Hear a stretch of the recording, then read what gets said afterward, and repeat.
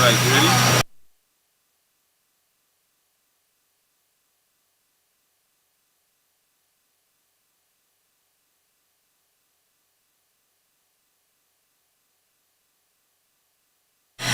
Ladies and gentlemen, a pleasant evening to you. Mamai Shwaze Boswe. That's right. And let me be the first to say, to bring you warm greetings and to welcome you to the Bonfire, the Diamond Dialogue where experience meets youth. Allow me to introduce myself. My name is Miss Melanie Mathre, and I will be your mistress of ceremony for this evening's proceedings. I would now like to invite everyone to stand as we recite the credit union prayer.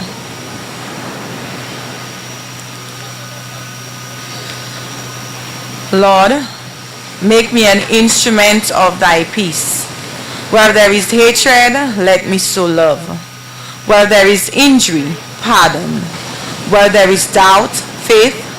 Where there is despair, hope. Where there is darkness, light. And where there is sadness, joy. O divine Master, grant that I may not so much seek to be consoled as to console, to be understood as to understand, to be loved as to loved. For it is in giving that we receive, in pardoning that we are pardoned, and it is in dying that we are born to eternal life. Amen. Please remain standing as proud citizens of St. Lucia for our national anthem.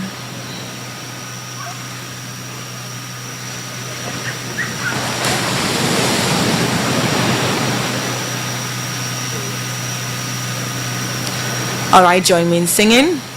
Sons and daughters of St. Lucia, love the land that gave us birth. Land of beaches, hills and valleys, fairest isle of all the earth. Wheresoever you may roam, love, oh love, our island home. Gone the times when nations battled for this land of the West. Gone the days when strife and discord deemed the children's toil and rest. Dawns at last a brighter day, stretches out a glad new way. May the good Lord bless our island, guard our sons from woe and harm. May our people live united, strong in soul and strong in arm. Justice, truth, and charity are ideal forever be. Thank you very much. Please sit.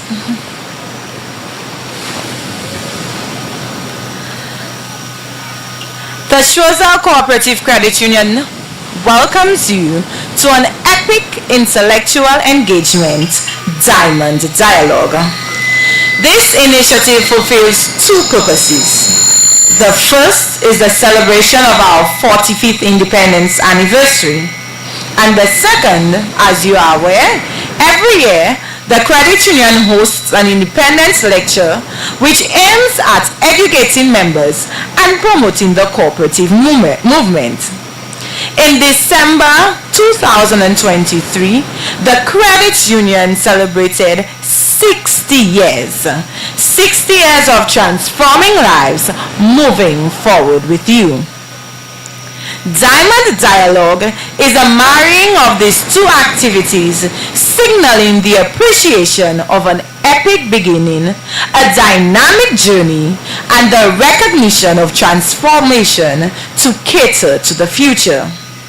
The bonfire is deep-rooted in history, symbolizing shared trials, collective jubilation, and decision-making conversation. Our two speakers to dialogue represent the power of transformational women, fitting indeed as we celebrate women in the month of March. Ms. Marjorie Theresa Mason is a pioneer in the credit union movement. She has seen the changes from the small after-church movement to a competitive institution meeting international standards. And our other speaker, Mrs. Lovely Saint-Amy Joseph, another Mamai Shwaze, is a dynamic woman who rose from humble beginnings and who conquered the media arena. Her current post as Communications Manager of the Sufa Regional Development Foundation gives her the appropriate socio-economic context to speak to changes and expectations of our youth. Experience provides the guiding voice. Youth inspires the promising voice. The combination provides the pathway for celebration of milestones, viability, and sustainability of the credit union movement. We look forward to enlightenment, but also camaraderie and entertainment in tonight's Diamond League. And ladies and gentlemen, at this moment, I want us to put our hands together for the sponsors of this event, the Shozel Cooperative Credit Union Limited. That's right. At this moment, I would like to invite the President, Mr. Mervyn Omi, to officially welcome you to this evening's Diamond Dialogue. Let us welcome him. Thank you very much, Madam Chairperson. Miss Theresa Mason, Credit Union Pioneer, Miss Lovely St. Amy, journalist,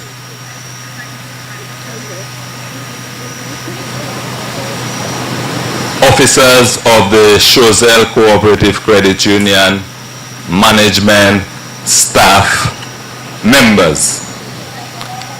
I would like to welcome you here tonight to our Theresa Mason lecture. You notice that the lecture tonight is slightly different.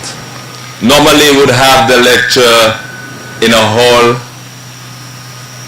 but this time we have the lecture outdoors. The theme for the lecture is Experience Meet Youth. And we wanted a setting that was inviting to the young people, the youth. I know MacArthur Phillip is involved in the Scout movement, and one of the songs I remember singing when I was a Scout is "We come last night and we come the night before. If we come tomorrow night, we will come forevermore. And that's the reason why you know it, the campers never die, cause the young ones are born before the old ones die." So tonight, what this is about is bringing the young people, getting them excited about the credit union, so that we have continuity in the movement. And no, I am not signaling the death of Miss Theresa Mason, nothing like that. But we have to prepare. We need to ensure that we have a cadre of individuals to continue. Our membership comprises a rich tapestry of experience spanning decades of financial evolution and growth. Yet, intertwined with the wealth of experience is the boundless energy and fresh perspective brought forth by our young members. In this rapidly changing world where technology drives innovation, the convergence of youth is not merely advantageous but essential. It is at this intersection that tradition meets innovation, where tried and tested methods of the past converge with the bold ideas of the future. As we embark on this enlightening journey together, let us open to new ideas, receptive to diverse viewpoints, and committed to fostering an environment where experience and youth complement each other harmoniously. May this lecture inspire us to embrace the power of collaboration, harnessing the collective strength of our credit union to navigate the ever-changing currents of the financial landscape. I want the young people in particular to understand the history of the credit union, where the credit union came from, what it has done for our community, what it has done for our members. And we want them to get involved in it so that we can continue that tradition. Ladies and gentlemen, once again, let me welcome you to this lecture. I thank you.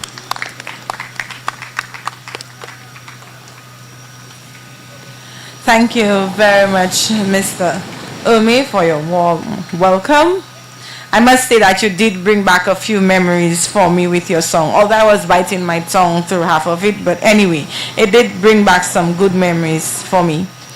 And remember, ladies and gentlemen, this evening, as the name suggests, we are here to dialogue.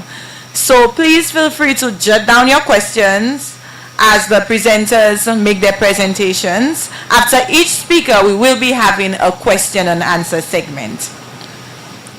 At this moment, I would like to invite Ms. Alena Butcher, who's going to introduce our first speaker for this evening. Ms. Butcher. Thank you, Melanie. Good evening, everyone. This lecture is held in honor of Miss Theresa Mason, former educator, volunteer par excellence, and devoted cooperator who pioneered cooperative education in school programs nationwide. Teresa Mason, a Choiselian, has served in various positions at the Choisel Cooperative Credit Union on the board of directors as president, vice president, assistant secretary, and chairman of the education committee. She also served as secretary and manager of the Choisel Fishermen's Cooperative Society Limited. Nationally, she is a member of the board of directors of the St. Lucia Cooperative League Limited, including serving as secretary of the league. She served as a member of the steering committee of the National Association of Fishermen. From 1986 to 1991, Ms. Mason held the position of Registrar of Cooperative Societies and Fisheries Societies in the Ministry of Agriculture. She is a graduate of the University of West Indies in Teacher Education, Keville Campus, the University of York, Facility of Environmental Studies in Canada, with specializations in cooperatives. She has authored and presented several papers, including The Cooperative and Community, Potential of Cooperative to Create Employment for Women, Conditions that Will Promote the Development of Workers and Cooperatives and Development, the St. Lucia perspective. The Choiseul Credit Union Limited is proud of the contribution that Ms. Mason has made to the credit union movement and will continue to host this annual lecture in her honor. Thank you.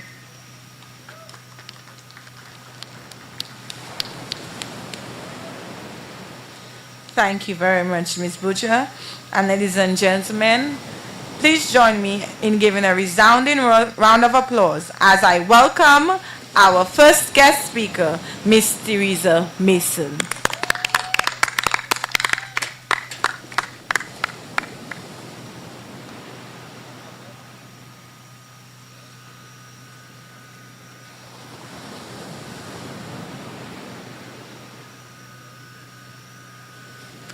Good evening, fellow cooperators. Bonsoir.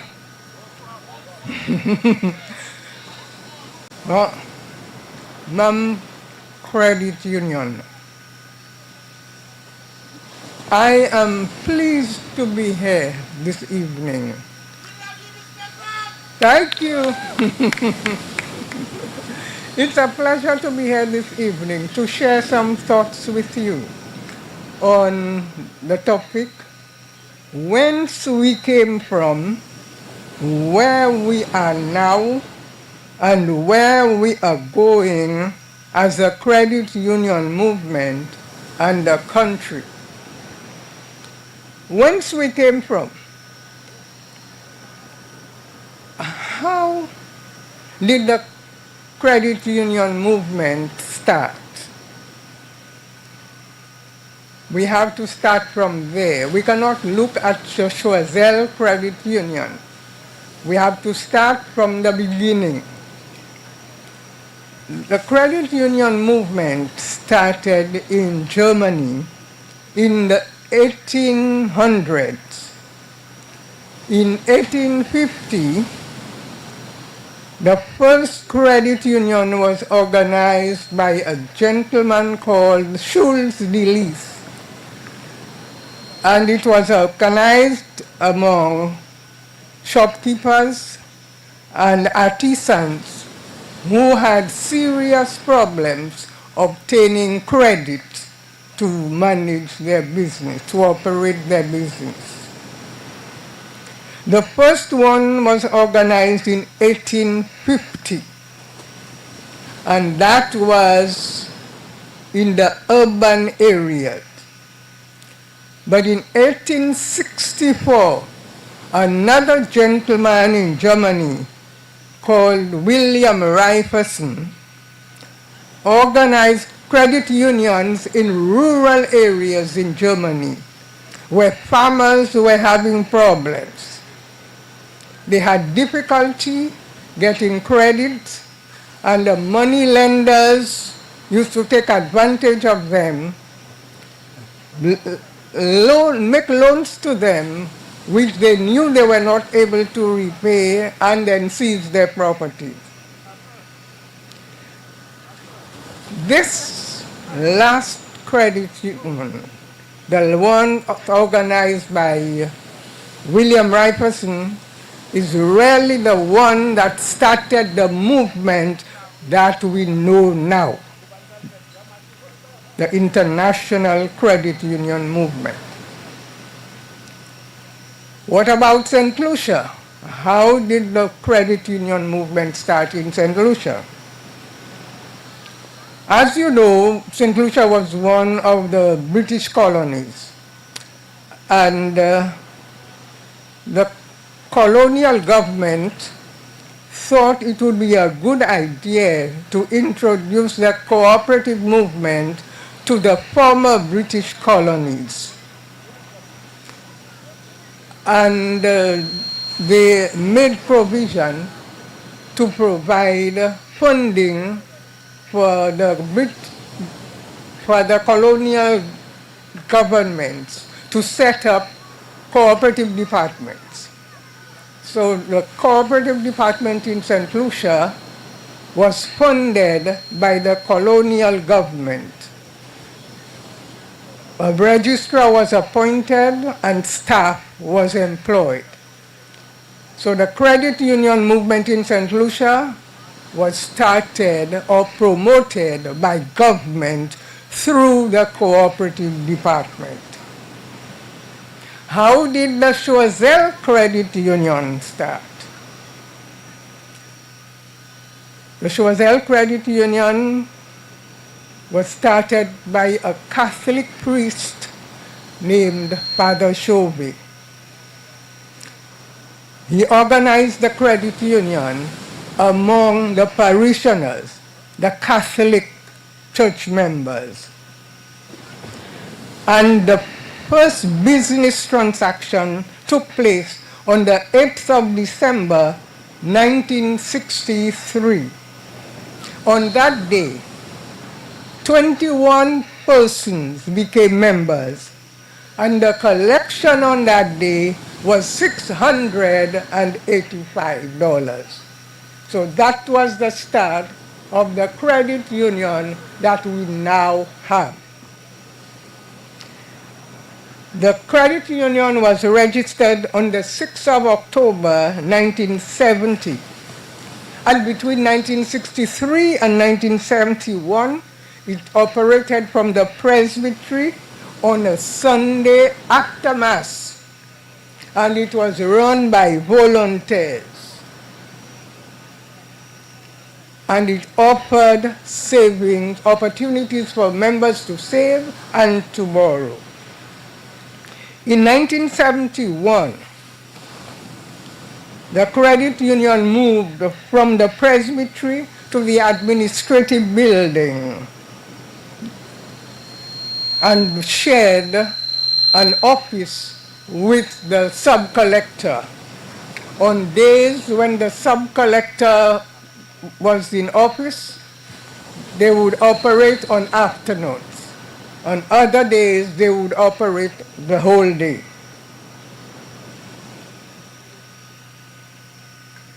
That was the first time the credit union had paid employees, provided daily service, had paid employees, and membership was open to all Choiselians. Until then, it was only Catholics who could have been members of the credit union. In 2010, the credit union decided to spread its wings and went to Soufre, moved into Soufre, using rented property. In 2019, it acquired its own building.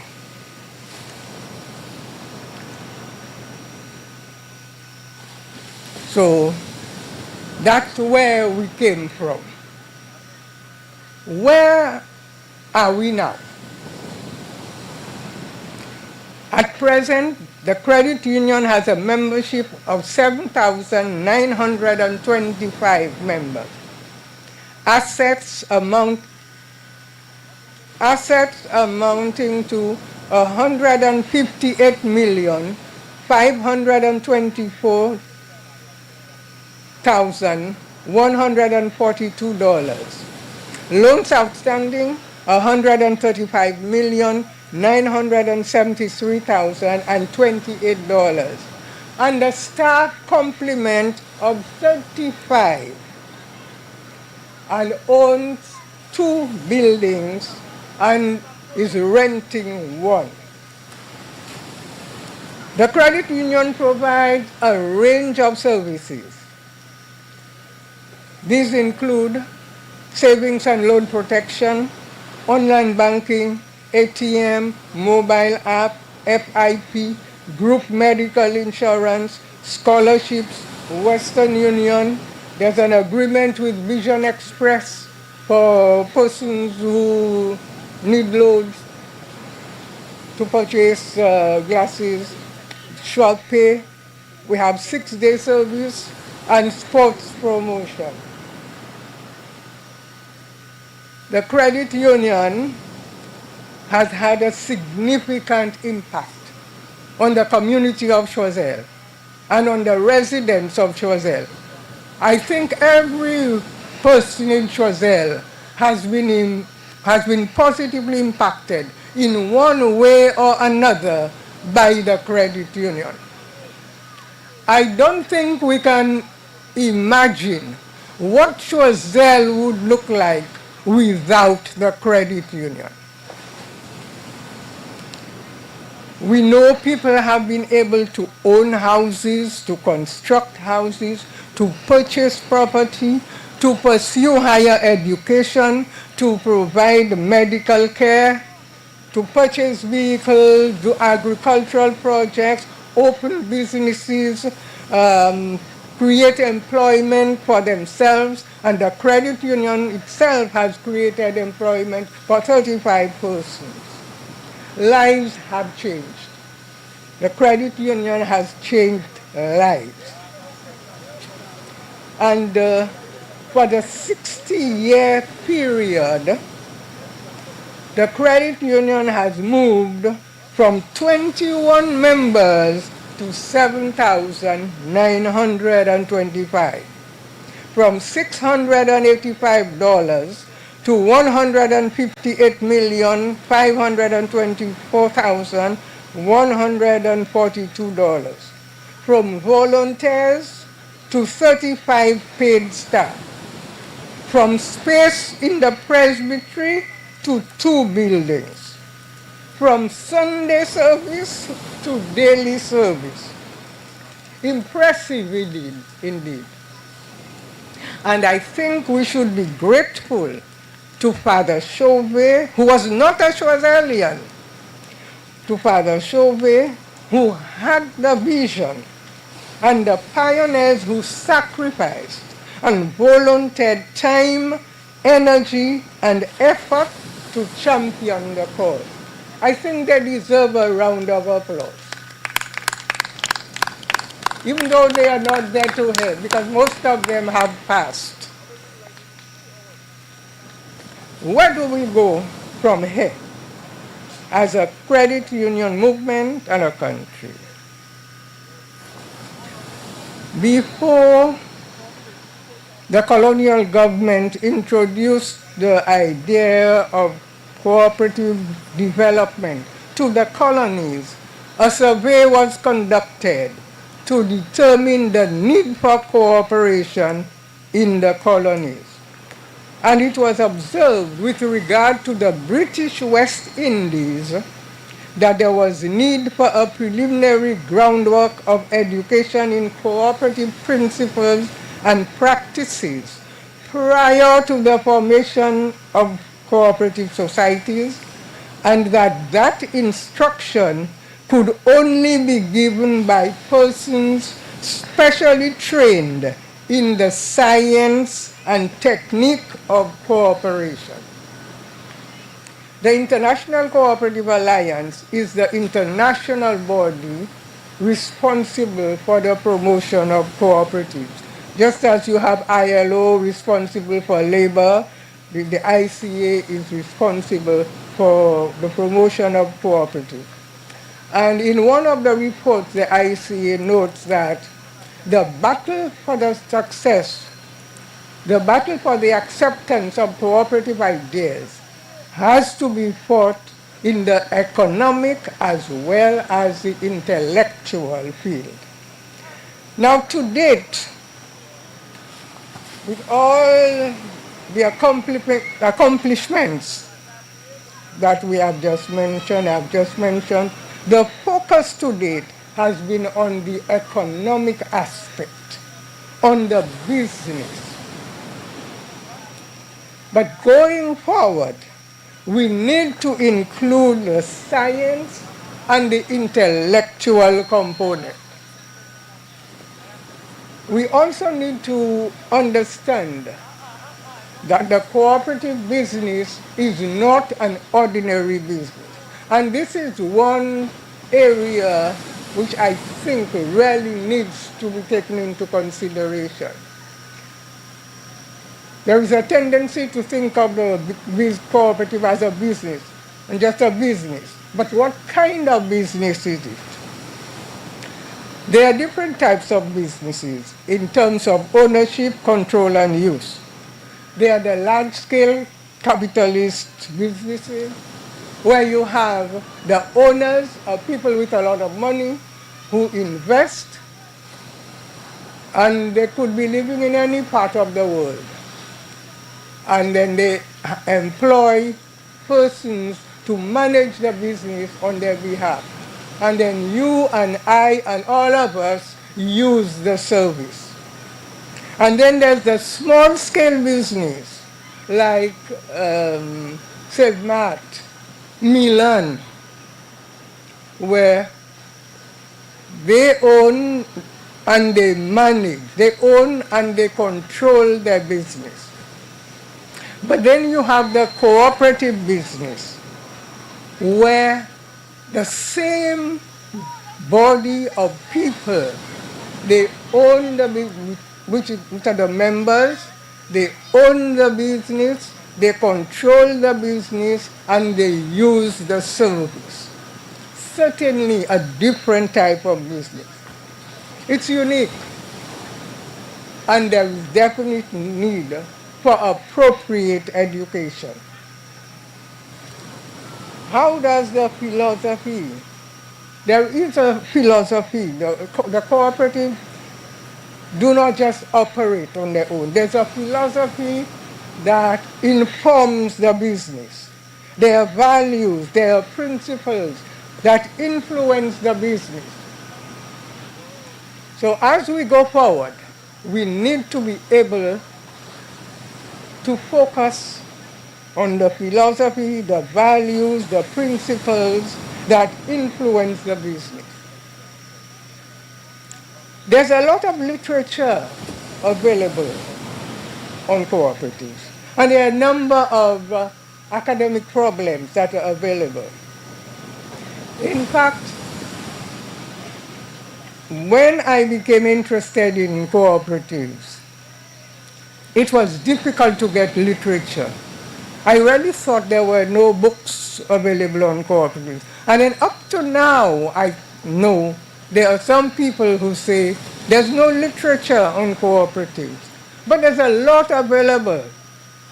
And I must say that when I went to York University, where I pursued a degree in cooperation or cooperative studies, one of my biggest surprises was the number of books, the amount of literature I saw when I went to the university library.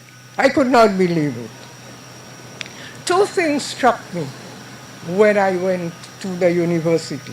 One was the amount of literature that was available, and the fact that every African country that was represented at the university had a cooperative college. So they were aware of the importance of the intellectual component. And in fact, what I have discovered, or what I recently discovered, is that two of the countries that had cooperative colleges at the time I was at the university now have full-fledged cooperative universities where they offer educational programs. One of them is the Cooperative University of Kenya, School of Cooperatives and Community Development.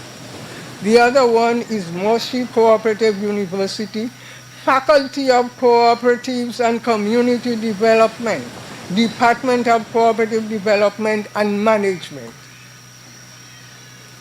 I mean, we are here, but we don't think of the scope of the opportunities that are available academically for cooperative. In the region,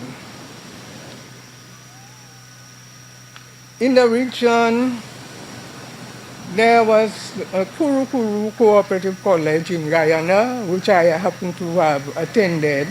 I know the University of the West Indies offered a program in cooperative studies at some point in time. But there isn't a cooperative college per se There is the Cyprian College of Labor and Cooperative Studies in Trinidad, and they offer programs. They offer programs in cooperative and credit union management. And I would like to encourage the young people to pursue academic studies. I'm talking from experience. I am not saying this because somebody said it. I am speaking from experience. When I first heard of the credit union, I wasn't particularly interested. I remember the then registrar of cooperative societies used to come to Choiseul on a Sunday afternoon to try to get a group of people, a small group of people, to try to get the peanut growers from La Puente to form a cooperative. To be honest with you, there were days when I literally used to run and hide when I knew he was coming. But one day, I have to share my personal experience, but one day I was told that I had been nominated to attend a cooperative seminar in Trinidad. I said, I was hesitant at first. I said, oh, no good. But afterwards I decided to go on a joyride. But when I got to Trinidad, it was a 3-week seminar organized by the Plunkett Foundation for Cooperative Studies.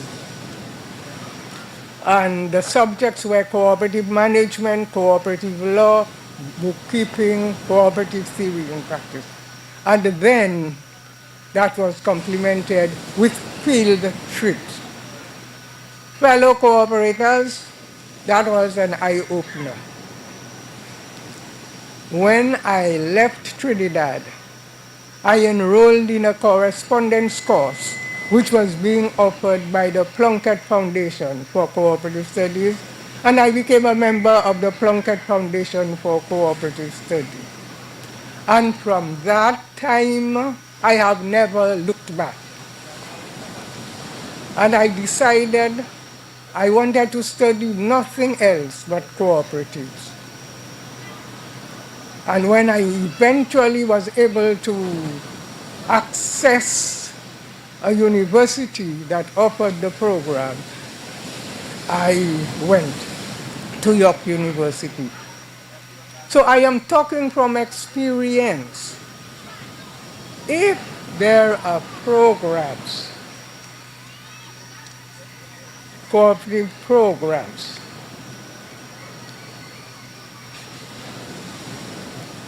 and there are books, there are libraries, or many universities have cooperative libraries.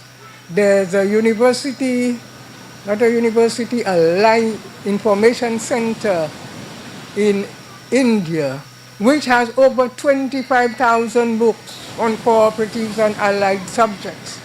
There's another one in Sweden with some 90,000 books, and they have collection from 1750 up. I think that tells us that if we have not accessed the literature, or we are not availing ourselves of the opportunities to pursue academic studies, we are depriving ourselves of valuable information, and we are depriving the credit union movement from serving us the way it should. I will give you an idea of some programs that are available in cooperatives. And I am speaking directly to the young people, because I'm sure many of you are thinking of pursuing studies. But if you don't know what is available, you cannot choose. to pursue studies in that field. In terms of academic qualifications, there are certificate courses, certificate programs.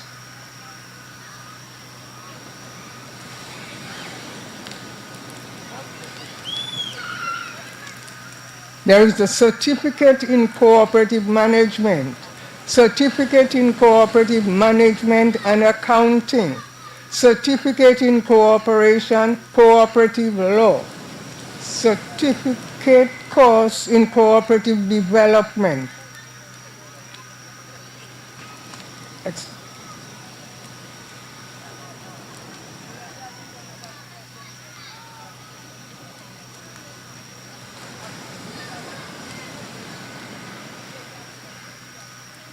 Graduate Certificate in Cooperative Management and Organization. Diplomas, Diploma in Cooperative Management and Accounting, Diploma in Cooperative Management, Diploma in Cooperative Audit, Diploma course in Cooperative Development, Postgraduate Diploma in Savings and Credit Cooperative Societies Management, Bachelor's degrees, Bachelor of Arts in Cooperative Management and Accounting, Bachelor of Cooperatives and Community Development, Bachelor of Cooperative Business, Bachelor of Cooperative Management, and that one is available by distance. BA Business Administration, specializing in cooperative management. Master's degrees, Master of Management, Cooperatives and Credit Unions, Master of Arts in Cooperatives and Community Development, Master of Cooperative Development, MSc in Cooperatives and Social Enterprise, MSc in Cooperatives, Agri-Food and Sustainable Development. Thank you.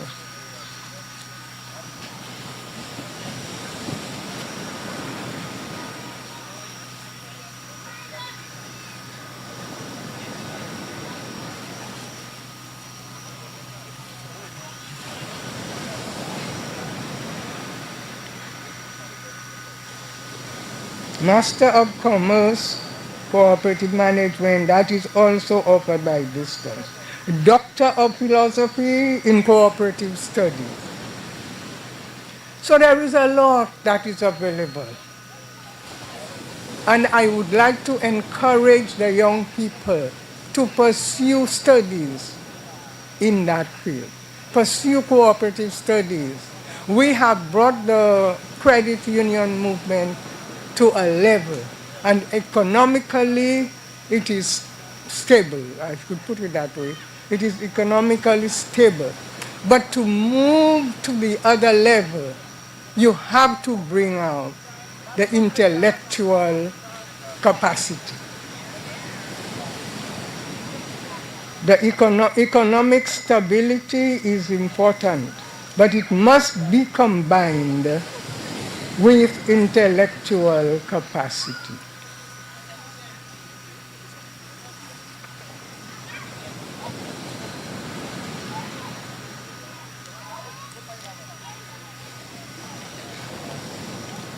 And now there is a tendency for credit unions to draw staff from the private sector, especially from the commercial banks.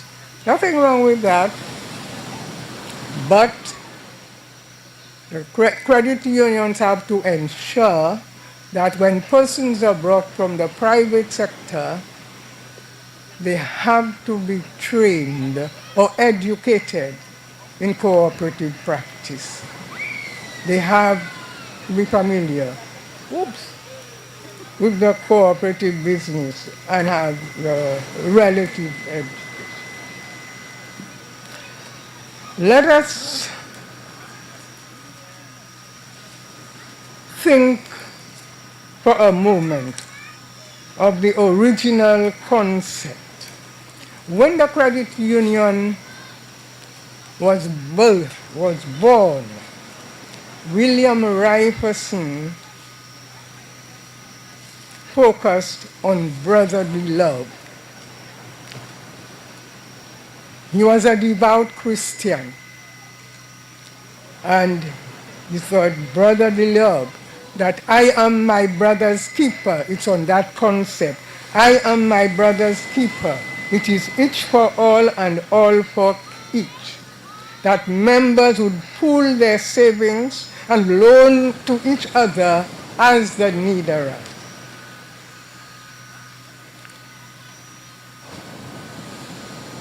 The money saved in the credit union belong to the members. We, the members here, and that applies to all credit unions, but I'm speaking to the members of the Choiseul Credit Union. The monies saved in the credit union, the millions I quoted a while ago, every cent belongs to the people of Choiseul. Collectively, belongs to the people of Choiseul. And the intention when a credit union is formed is that monies would be pooled together. This one has $1 million, that one has 500, that one has 100. We pool together for the benefit of all, so that when there is a need, whoever is in need at the time can have access, can borrow. But when you borrow, you must repay. When you don't repay, you create problems. You dry the pool. And then you create difficulty for the credit union. And now this is extremely important, because there is a new law which is supposed to be passed, and I think there were going to be stringent measures, and credit unions would have to comply to certain measures. So remember that the credit union money collectively belongs to all of us, the people from Choiseul. And when you borrow and you don't repay, you are robbing your neighbor. You are robbing your fellow Choiseulian. You are robbing your fellow Choiseulian. And you are hindering the credit union. The pool will not dry up immediately. But if the habit continues, if it becomes a pattern, eventually there could be serious implications, serious consequences. So going forward, this is one of the things we have to consider, that the money belongs to all of us. And it is out of love we pull it together to meet the need of everyone as the need arises. The credit union movement has made significant role in the development of St. Lucia. The Choiseul Credit Union has made a significant contribution to the economic, social, financial life of every Choiseulian, one way or another. But as we move forward, we must remember that the credit union requires economic or financial stability as well as intellectual capacity. Where the movement is now, financially, economically, we have reached a stage where we don't have to leave Choiseul to go anywhere to get any service. We have online banking. If you don't want to go to the credit union, you can stay at your home or anywhere and avail yourself of the service.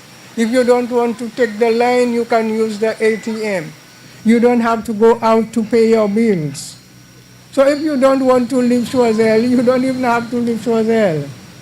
The facilities are all there. But we have to add the intellectual capacity, because the stage at which the credit union has reached now, you cannot run it by guesswork. You cannot assume. You cannot presume. You have to know the science, and you have to operate according to the science. When you understand the science, you can observe trends. You can see what is happening, and you know what to expect. Maybe not right away, but seeing the trend, you know what to expect. So it is very, very important. I'm emphasizing it, and I will continue to emphasize it. The intellectual capacity must combine with economic and financial stability as we move forward. As we move forward, moving forward requires members who are committed, loyal, honest, trustworthy, reliable, responsible, and have the spirit of cooperation. And we must be willing to sacrifice. Remember, I said the first years, about the first 7 years, it was strictly volunteers who run the credit union. And in the promotion of credit unions, you had to meet the people on a Sunday after Mass, or at 6 o'clock in the evening after work. So people had to make sacrifice. Don't take what we have now for granted. Sacrifices were made. And to move to the other level, sacrifices will have to be made. Not the same sacrifice that we, the older ones, made. But you have to make sacrifices according to the conditions and the situations which obtain at the time. I think I'm one of the few older ones remaining. And I am prepared to pass on the baton. I have held that baton for too long. I have held that baton for too long. My arm is heavy. I am willing to pass it on, but I cannot pass it on until I see the people or persons who are willing, ready, and capable to receive it. And I must say, for you to be ready and capable, you have to know the science. You have to be interested in the intellectual component, not just the financial, not just the economic, but the human side, the academic side. How do the values and the principles influence the business? We talk about the cooperative values, cooperative principles, as if they exist in isolation. But no, the value, the philosophy, the values, and the principles are expressed in the cooperative, in the business. This is what gives direction. Now, if you don't know, you can make any kind of decision. You can make decisions which are contrary. You can make decisions which are detrimental to the organization. So I am willing and ready to pass on the baton. So you young people, I am calling upon you to step up and take your place. The future of the credit union, the Choiseul Credit Union, and the credit union movement in the country is in your hands. The pioneers and those who have followed them have given you something valuable. Preserve it, protect it, enhance it, so that the next generation will benefit from your efforts, just as you have benefited from the efforts of those who were before you. I thank you, and I challenge you.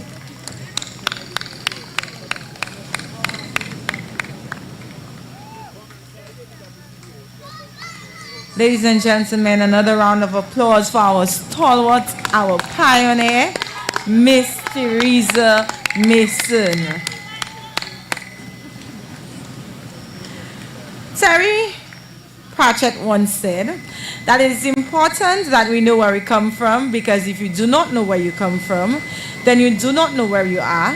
And if you do not know where you are, you don't know where you're going. And if you don't know where you're going, then you're probably going wrong. With that said, I want to thank you very much, Miss Mason, for sharing your wealth of experience with us and for enlightening us on the history of not only the Choiseul Credit Union, but the history of the international credit union movement. It did really bring to light the great strides that we have made as a credit union, from having 21 members, having assets of $685, and being run on volunteerism in the year 1963, to now in 2023 having a membership of 7,925, owning $158,524,142 in assets. We have 37 paid staff, we own 2 buildings, and we operate 6 days a week. So indeed, we have made great strides. And of course, Ms. Mason, we want to say thank you for your valuable contribution to the credit union movement in Choiseul. At this moment, I would like to invite anyone who has questions for Ms. Mason.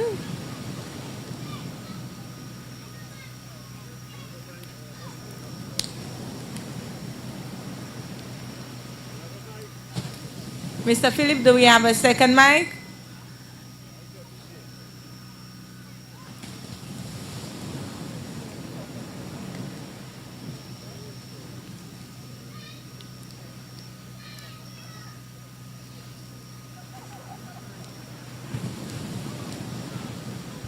Sound check. All right. Sound. Yes. Who wants the mic? Somebody wants the mic? Are we open for questions now? Is it, Madam Yes, Chair? we are open for questions All right. now. I see a tall fella. It looks like So we do have a question from a Mr. guy I used to Williams. know. Miss Mason, are you pleased with the direction the credit union movement is taking presently, knowing that when the credit union was formed in the 60s, it was formed for a particular reason, and in my opinion, it has diverted from that purpose. So what's your opinion on, are you pleased with the direction the movement is taking?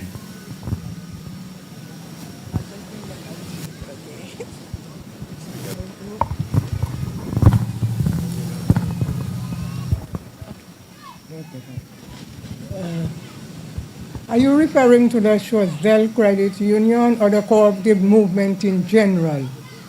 The movement, okay. Well, certainly not. The credit union movement is built on cooperation That is the foundation, that is the key. But when I look at the movement now, I don't see cooperation. I see competition. And this doesn't look good. It is not in the best interest of the credit union movement. When I look at some of the advertisements, you can see this credit union is competing with that one, trying to outdo the other one. Each one trying to outdo the other one. Whereas they should be working together, sharing resources. In fact, cooperation among cooperatives is one of the cooperative principles. And this means that cooperatives of the same type are supposed to combine, to work together, to provide themselves with a need which they cannot. In fact, the primary cooperative society, the credit union, is formed by people with a common need, the need for credit. We want credit? You want credit, you need a car, you don't have the money to buy the car. I need to go and study, I don't have the money to go and study. So our collective saving, we save collectively so that I can get the money to go and study, you can get the money to go and buy a car. Similarly, credit unions are supposed to cooperate at another level. That is why you have the Credit Union League. That is another level of cooperation, where credit unions come together to provide themselves with services which the individual credit union cannot provide. So it's a matter of working together. But I don't see this happening now. The competition was at first with the commercial banks, which was not supposed to be, because the credit union is something completely different from the commercial banks. It's an alternative to commercial banks. So we are not even supposed to be competing with the commercial banks. But anyway, there was competition with the commercial banks. But now competition within the movement, that is killing the movement. And this has to change. And I think if members pursue the course that I recommend today, to pursue the academic studies, just as no one can stop me now, no one could stop me after I attended the seminar in Trinidad and my eyes were opened. So the same way, when you pursue the academic studies that I recommend tonight, when members pursue, it will change because their eyes will be open.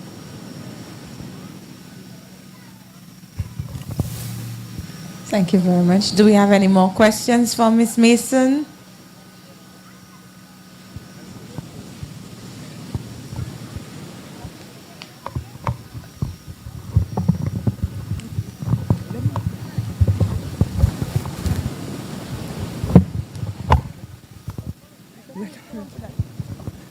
Let me add something here. In my presentation, I spoke about making sacrifice, being dedicated, committed. And I said that the commitment or the sacrifices that the young people would have to make now would not be the same that others would have to make. Some sacrifice, time, energy, and effort. I would like to bring to your attention that my studies in cooperative were all financed by myself. I got a scholarship. I was awarded a scholarship to pursue a master's degree in cooperative. It was approved by training committee. It was approved by cabinet. After I started my studies, they said funds were not available. But because of my interest and my commitment, I refuse to allow that to keep me back. So that is the type of commitment and encouragement. That's why I say when the eyes are open, there will be change. Because remember, I used to run and hide from the registrar. So the eyes will be open too.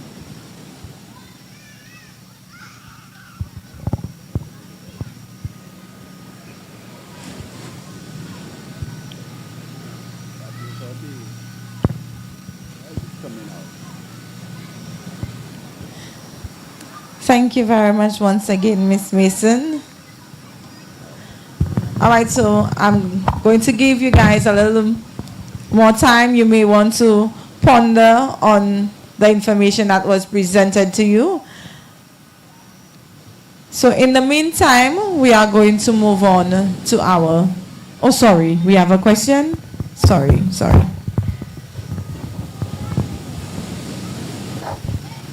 Thank you very much. Miss Mason, you indicated that you're not happy with the direction that the movement is going at this point in time. Do you have any recommendations at this point in time to get the movement back to where, in your opinion, would be where it should be?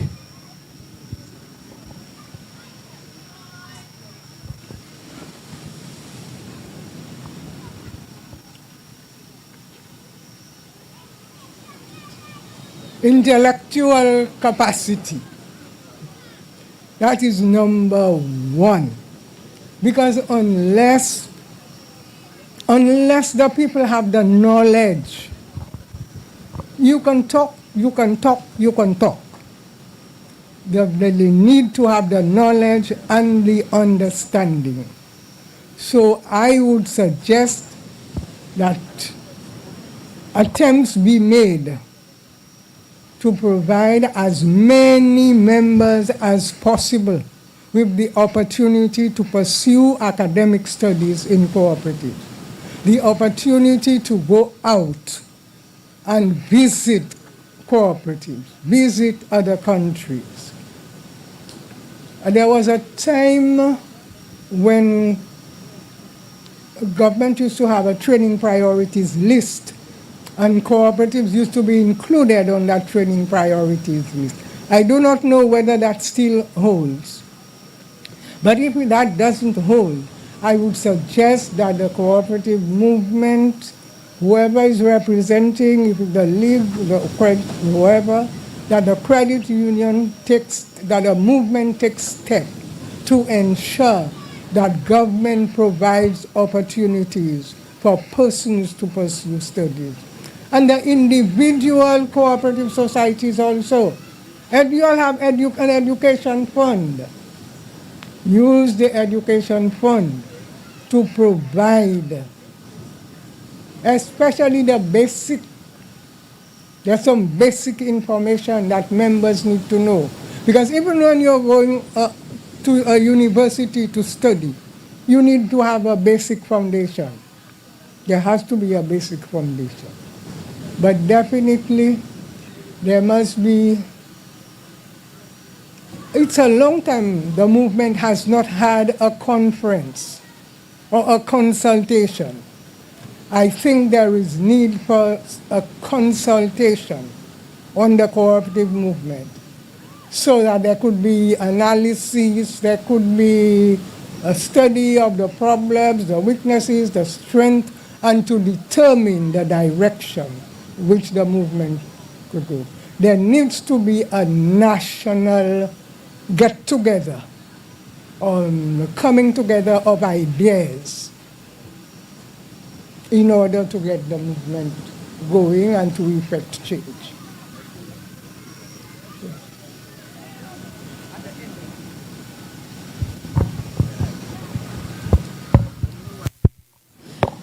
Do we have any more questions?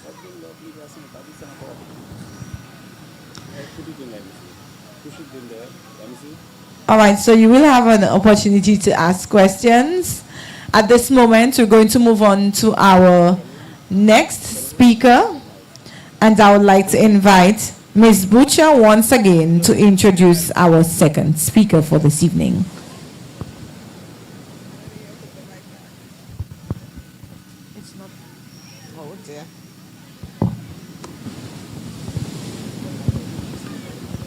Our guest speaker for this evening is Mrs. Lovely St. Amy Joseph. Lovely St. Amy Joseph is an embodiment of cultivating excellence. She is a formidable female professional in the field of media, communications, PR, and marketing. She began her media career at age 19 as a presenter and producer at Radio St. Lucia, training with the Caribbean Broadcasting Corporation. As a former news director and news anchor, her professionalism and charm endeared her to news audiences across St. Lucia and the world.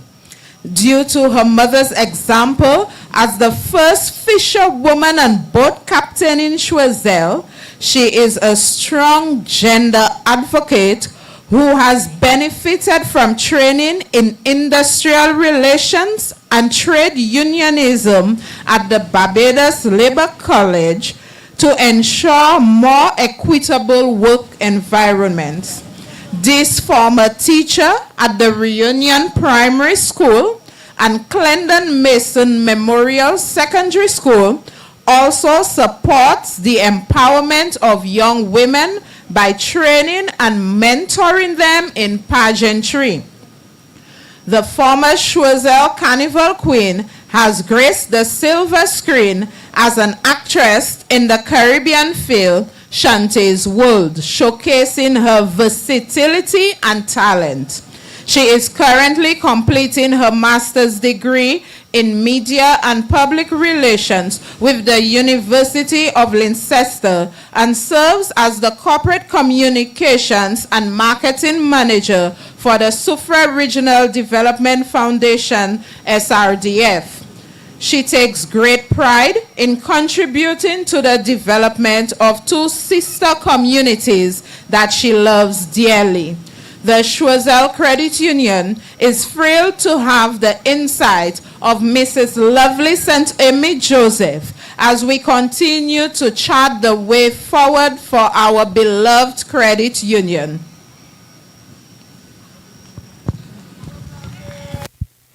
Ladies and gentlemen, join me in welcoming our dynamic, versatile daughter of the soil, Mrs. Lovely St. Amy Joseph. Put your hands together for her.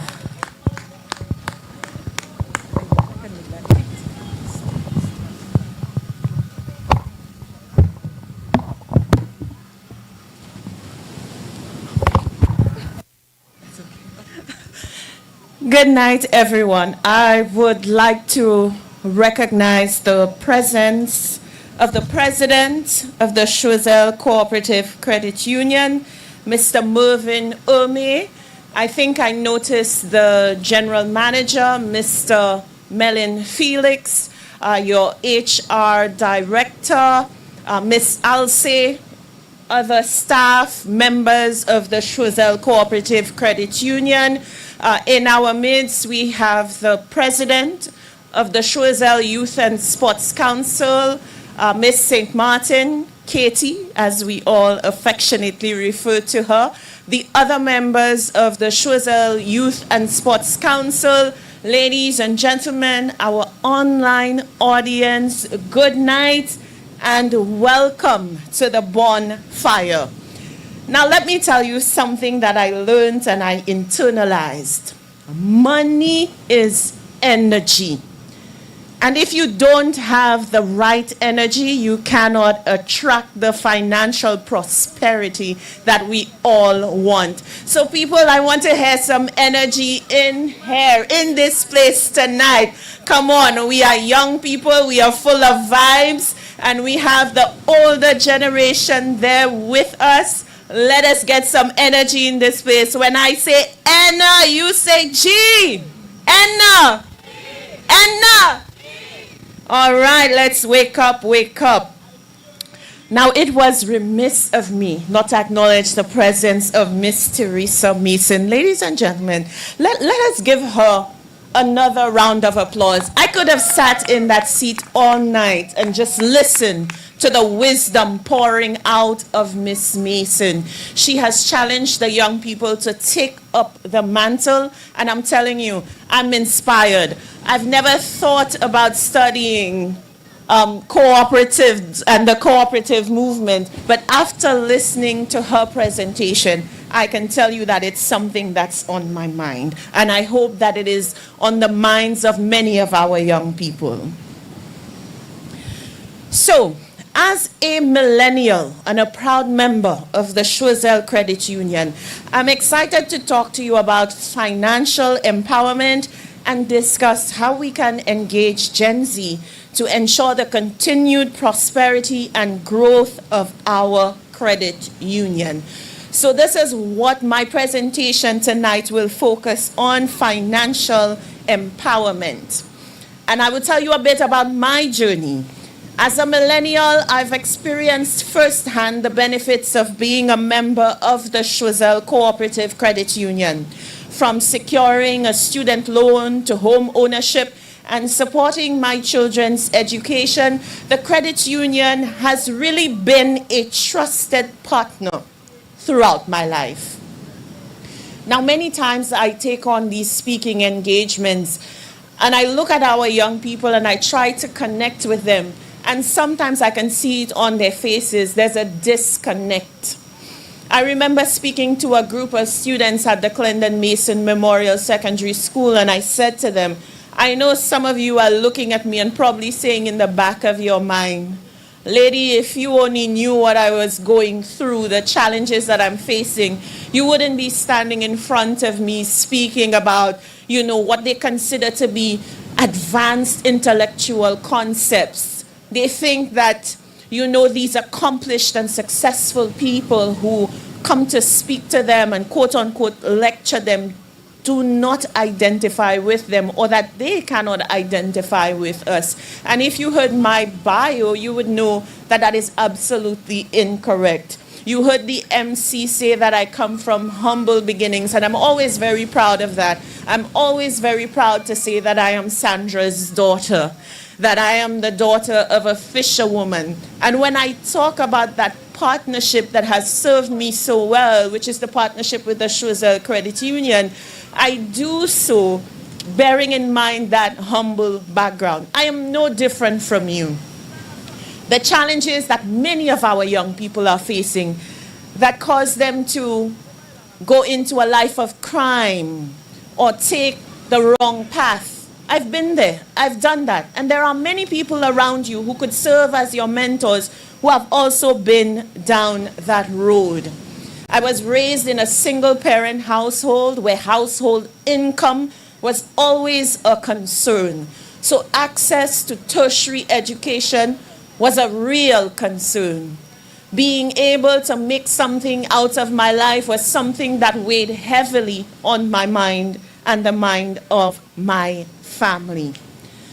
But once I got into the world of work and I figured, my foot is in the door. I have access to money. You're making money and you think, I've arrived. But young people, I want to say to you today, there's a difference between earning money and managing money.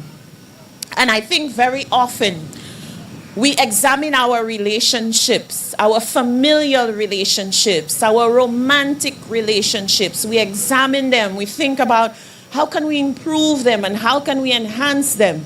But one of the relationships that often we ignore is our relationship to money. And today I want to challenge you to take some time to reflect on that relationship, assess it, examine it, and really look at how you can improve your relationship with money. So I had my epiphany as a young woman in the world of work. I had to come to terms with the fact that I needed to improve my relationship with money. Growing up, I often heard comments like, Daddy, the bank owns him, you know. By bakla yo katwa you serve. These comments, without even knowing it, later on I realized that they had conditioned me and had actually sparked a level of fear in me. I had a serious fear of debt. So in as much as I wanted to pursue further education, there were goals that I wanted to achieve. When it came down to it, to seeking that help and going to a financial institution, I was always afraid because in the back of my mind, I kept hearing those comments of, what's up, my bakla yo katwa, and I was always so wary of debt. And it wasn't until I realized that I had not reached a level of financial literacy that I realized that, you know, there are concepts you have to understand, the concepts of good debt and bad debt, and realizing that good debt is often the catalyst that leads to financial empowerment. So you need the financial literacy to get to the point of financial empowerment.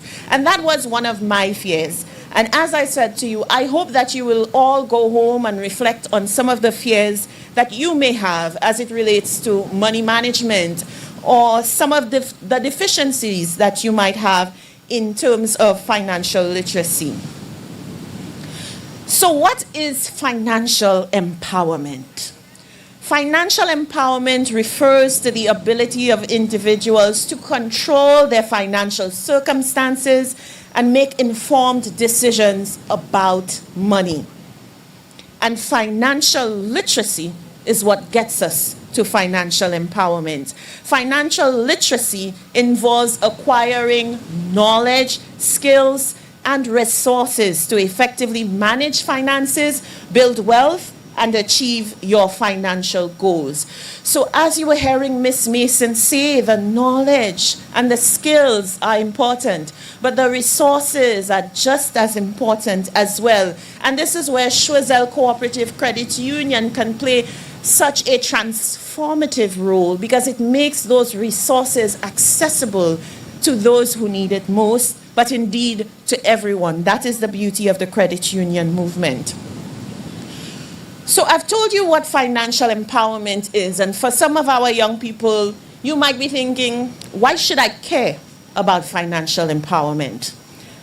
Well, financial empowerment provides individuals with some essential things. I'm going to mention 3 things. And if it is something that you would like as part of your life, as part of your future, I want you to say, yes, I receive it. Everybody got that? We're going to say, yes, I receive it. Here are the 3 things. If you want them, your chant should be, yes, I receive it. Stability, security, independence. Let me hear you. Yes, I receive it. So that is why financial empowerment is so important, because it provides individuals with a greater level of stability, security, and a level of independence. It enables you to navigate life's challenges, pursue opportunities, and achieve your dreams. And if COVID-19 taught us anything, it is the importance of being able to navigate life's challenges, because there will be challenges along the way. Also, by being financially empowered, individuals can improve their overall well-being and quality of life. Do you know that one of the biggest stressors is finances? It affects your relationships, your partner, your marriages. When there's stress about finances, the home, your mental well-being, your overall physical health is impacted. And that is why financial empowerment is important. So in that quest for financial empowerment, How can the credit union get us there? How can the credit union get us to that goal? Well, as a member-owned financial cooperative, the credit union offers a range of products and services designed to promote financial empowerment. Did you hear the first part? A member-owned financial cooperative. That is an important first step. You own something. As a member of the credit union, you own something. And that something that you own has value, because the purpose of this entity is to make your life better. You hear the tagline, it's what Schweizer Cooperative Credit Union is all about. We make lives better. So here you are, an owner of your cooperative, and your cooperative offering products and services designed to promote your financial empowerment. From savings and checking accounts to loans and investment options, it provides the tools and support needed to build a solid financial foundation. So yes, we give you the tools, but we may give you the tools and you may falter because you do not have the guidance. And that's where the credit union comes in. It's not just the tools, but also the support that you need to establish that foundation. By becoming a member of the credit union, you gain access to personalized financial guidance, community-focused approach to banking, and competitive rates. I tell people I love my credit union, and there's a reason why I love my credit union. When I walk into my credit union, I feel like family. I don't feel like, just another portfolio, just another member. You feel part of something, and you get that personalized service and that personalized care. But you also get the community-focused approach. You have a group of people with you. You heard Ms. Mason talking about the level of cooperation that really founded this movement, and that continues to this day. That means you're not going it alone. You have your community behind you. You have a group of people behind you. So the credit union is an important beacon, an important catalyst to help our young people achieve financial empowerment. Ms. Mason took us on a journey to understand where we came from as a credit union movement, where we're at, and where we're going, or where we should aspire to go. But I know for many veterans in the movement, and even for us millennials, the future of the credit union movement creates a level of anxiety. Why? Because we realize that the future of this movement is in the hands of Gen Z. And whether it is fair or unfair, Gen Z is characterized as the generation of instant gratification, the generation of entitlement, the generation of social media, and the generation of I want it now. So there is a real fear that whereas the credit union movement might very well be able to attract young people to take advantage of loans and promotions, there might be a greater difficulty in getting them to be responsible members who repay their loans and who actively participate in making the credit union movement better. Now, we could debate for hours and hours about the merit of those perceptions about Gen Z. But what we cannot argue with is the stats. And the statistics show that the credit union movement is an aging one. Just about a quarter of Schweizer Credit Union's membership are young people between the ages of 16 to 35. And I had really hoped that when I had asked that question, I would get a statistic that stated that over 50% of the membership are young people. But that is not so. I think we're hovering at just about 28%. So what is the issue? Is it apathy on the part of our youth? Is it a disconnect? Is it a lack of engagement on the part of the credit union movement? I dare say it is all of the above. Now, I have a unique perspective as both a millennial and as a parent of a Gen Z teen. And so I understand the importance of meeting them where they're at to encourage membership and to promote financial literacy. Gen Z represents the future of our credit union, and it's crucial that we engage and empower them to ensure continued growth and success. With me today is my son, Malik, representing Gen Z. And so we were at home, and I was discussing this presentation, and one of the questions that I asked him is, would you consider yourself financially literate? And as Gen Zs do, you know, he gave me this smart comeback and he said, Mommy, I'm probably more financially literate than you. I was like, wow. He's like, Mommy, are you forgetting? I'm studying digital business and economy. So I'm financially literate. So I said, stick a pin. Let's stick a pin in this conversation and let's take it to the bonfire. So ladies and gentlemen, help me welcome the future of our credit union movement. He represents Gen Z. And I think it's very important to get the insight of Gen Z if we're looking at how we can get them involved in the credit union movement and make it more attractive to them. Now, he's not like his mother. He always says he's an introvert. So, Malik, good night. Good night. And I want you to give us your candid and your honest perspective on these questions. So I'll ask the question that I asked you this afternoon. Do you consider yourself financially literate, and why? To some extent, I'm studying a business course, so I would like to believe that with the knowledge I'm gaining from school, I am financially literate. All right, and how do you perceive financial literacy in this era, this digital age, with young people so exposed and influenced to social media? I think that in this digital age, grasping financial concepts is vital, and I believe that we should be able to navigate between genuine financial decisions and sensationalized content that we are exposed to on social media platforms. Sensationalized content.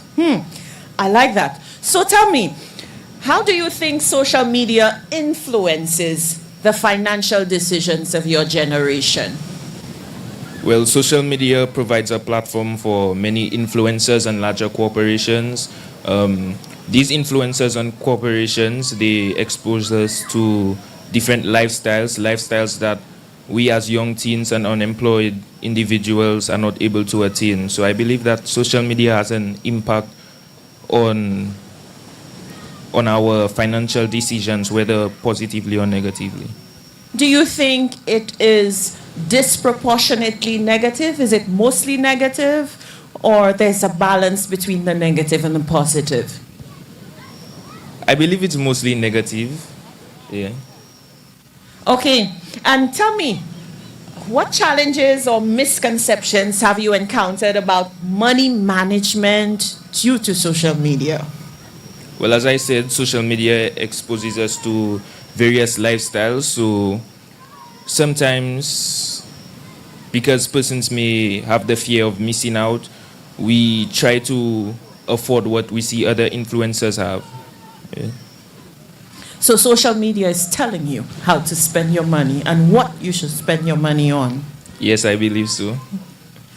So what strategies do you think credit unions can employ to promote membership and responsible financial behavior among Gen Z? I think this is the big question for all of us. How do we get you interested in the movement and involved in the movement? I believe they should incorporate technology and social media into their approach. They should be using social media platforms to disseminate information to youth so that we understand how money works, we learn money management, and we learn financial skills. And most of the financial literacy that you're learning, would you say that happens within the school setting or within the home? Is it both? where are you learning most of what you're learning about money management? Well, you learn about money management both from home and school, but I believe it's mostly in school because school is where we learn the most. So I believe that the credit union should also take a step to be more active in school programs to help individuals understand how money works. Yeah. Thank you very much, Malik St. Amy Joseph. Let's give him a round of applause, ladies and gentlemen. Thank you for your Gen Z insight. And who knows, maybe one day he'll be the one as the featured speaker at one of the credit union initiatives. We look forward to that. That is what we want. We want Gen Z to get involved. So Malik shared valuable insights into how social media and influencers impact the financial perspectives and behaviors of Gen Z.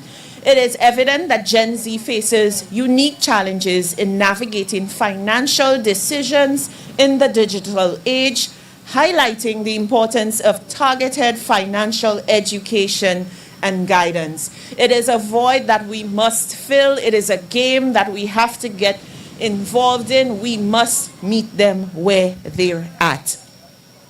So Gen Z is known for its digital savviness and preference for online platforms and mobile apps. You all know it. Any parent here can tell you that your 3-4-year-old can grab a tablet and easily learn how to turn it on, how to switch to this, how to switch to that.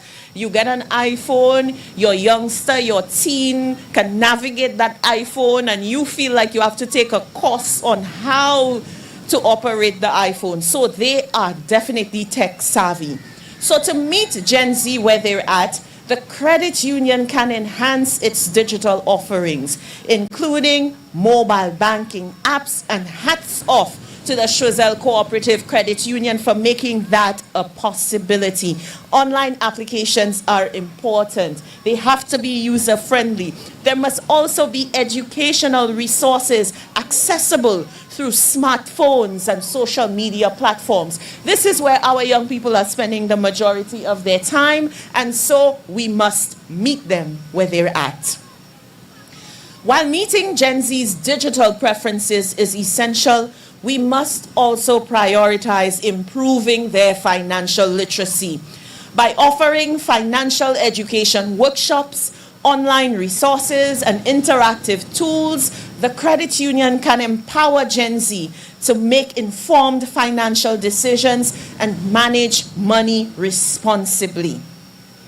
So today is so important. So it shows me that the credit union is already on the right track. Let's take it to the beach. Let's do the bonfire. Let's bring in Shemi J. Let's have some of that wisdom, and let's have some of that youthful energy and exuberance, and let us meet our young people where they're at. Encouraging membership. To encourage millennials or Gen Z or our young people in general to become members of the credit union, we must emphasize the benefits of membership. And I heard Ms. Mason do that so eloquently. It includes a sense of community, the competitive rates that we spoke about, the personalized service. By highlighting the credit union's commitment to financial empowerment and its role in supporting members throughout their financial journey, we can attract the young people to join the movement. Now, while encouraging membership is essential, it is equally important to ensure that Gen Z understand the importance of loan repayment and financial responsibility. You heard Ms. Mason say it. When you are delinquent on your loans, you are robbing your fellow community members, your peers, your friends, your community. Through ongoing financial education and personalized guidance, the credit union can help young members manage their debt effectively and contribute to the continued prosperity and growth of our movement. And you heard me say in the beginning that for me, entering the world of work, I did not have a true understanding of concepts of good and bad debt. These are things that we need to ensure that our young people have an awareness and appreciation of.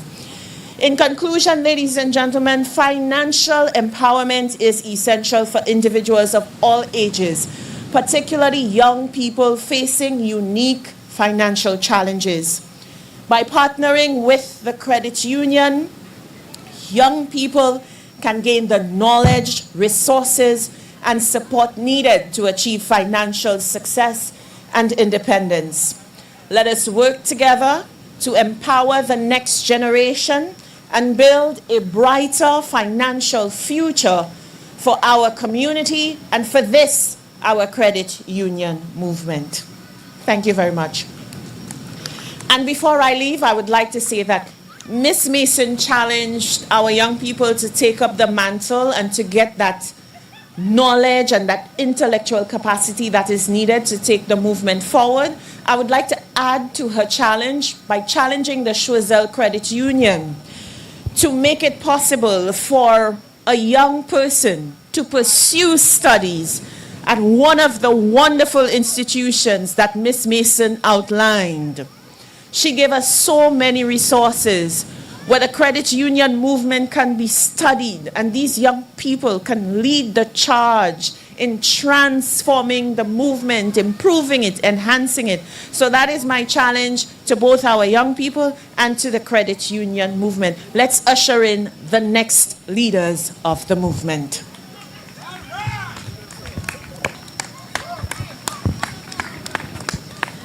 Ladies and gentlemen, we can do better than that. Let us put our hands together for Mrs. Lovely St. Amy Joseph.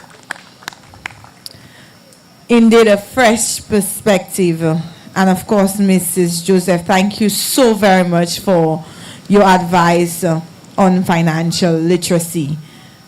And Ms. Joseph did challenge the credit union.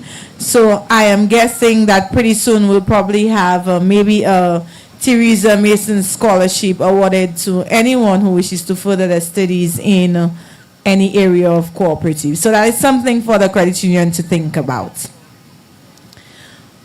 All right. So at this moment, we will now have the question and answer segment. So would anyone like to pose a question? And you can pose your question to any one of our two guest speakers this evening.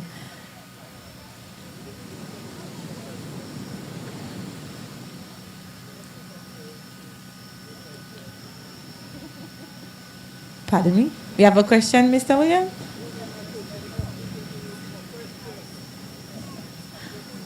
All right, so I'm hearing that the presentations were very comprehensive, well understood. So we have, well, no question from you, Mr. Williams, but perhaps somebody else may have a question.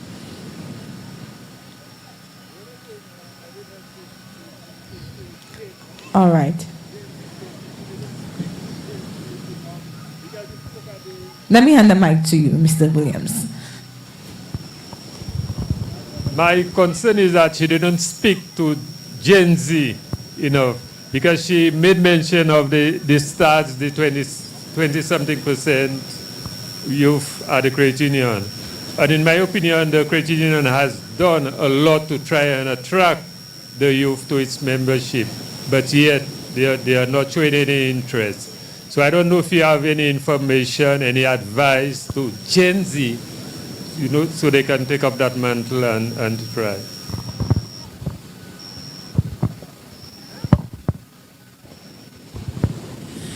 As I indicated in my presentation, I think it's a challenge for all of us.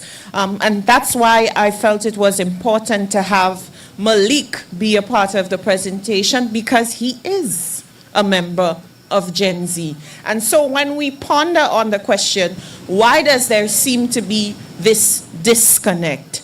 Why is it that when we have forums where it's bacchanal and it's entertainment and it's a good time, we see the numbers, the young people come out, and then we have forums like this, which are so important to the future of our young people, and the turnout is nothing like what we would see had it been strictly an entertainment forum. And so that's a challenge for all of us. As a parent, I can tell you it's something that weighs very heavily on my mind. And sometimes, as a parent, you question yourself, are you making the right decisions? You want to give your children the leeway to enjoy being young and to express themselves and to go on that journey of discovering who they are. But my mother used to say something. She used to say, it's not that I want to tell you how to live your life. It's just that I've walked this road that you're now embarking on. And I know where every stone that you're likely to bust your toe on is. Because I've walked there.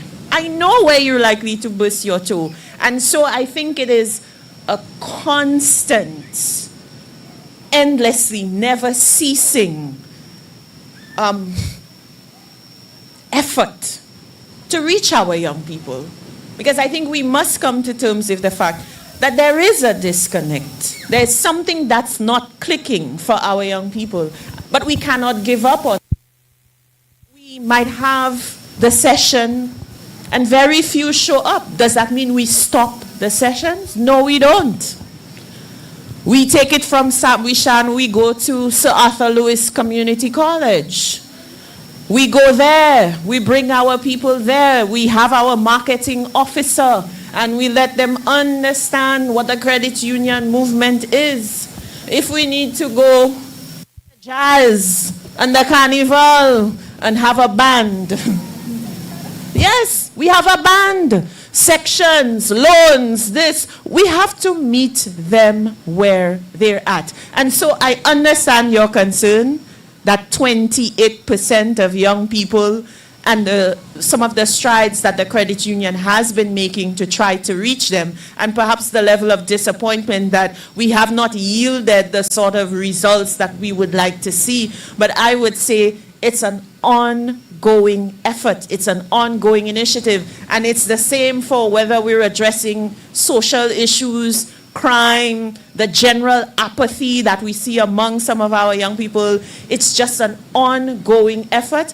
And every time something doesn't work, we have to go back to the drawing board. We have to reassess, and we have to speak to them. Sometimes we think we have the answers, and we want to speak for them, which is why I didn't want to speak for Malik or his generation, and I wanted him to have an opportunity to say what was on his mind. And I said to him, there's no wrong or right answer. I'm just going to ask you some questions, and I want you to tell me what's on your mind. So I think engaging them is important, bringing them to the decision table.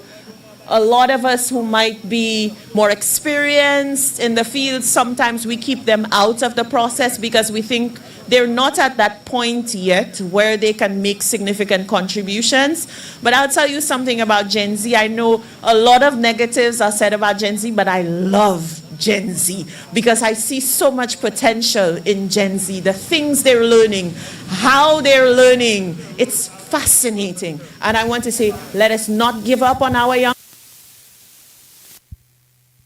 Let us reassess, let us recalibrate, let us go back to the drawing board, let us continue the engagement, and let us press forward. We will get there.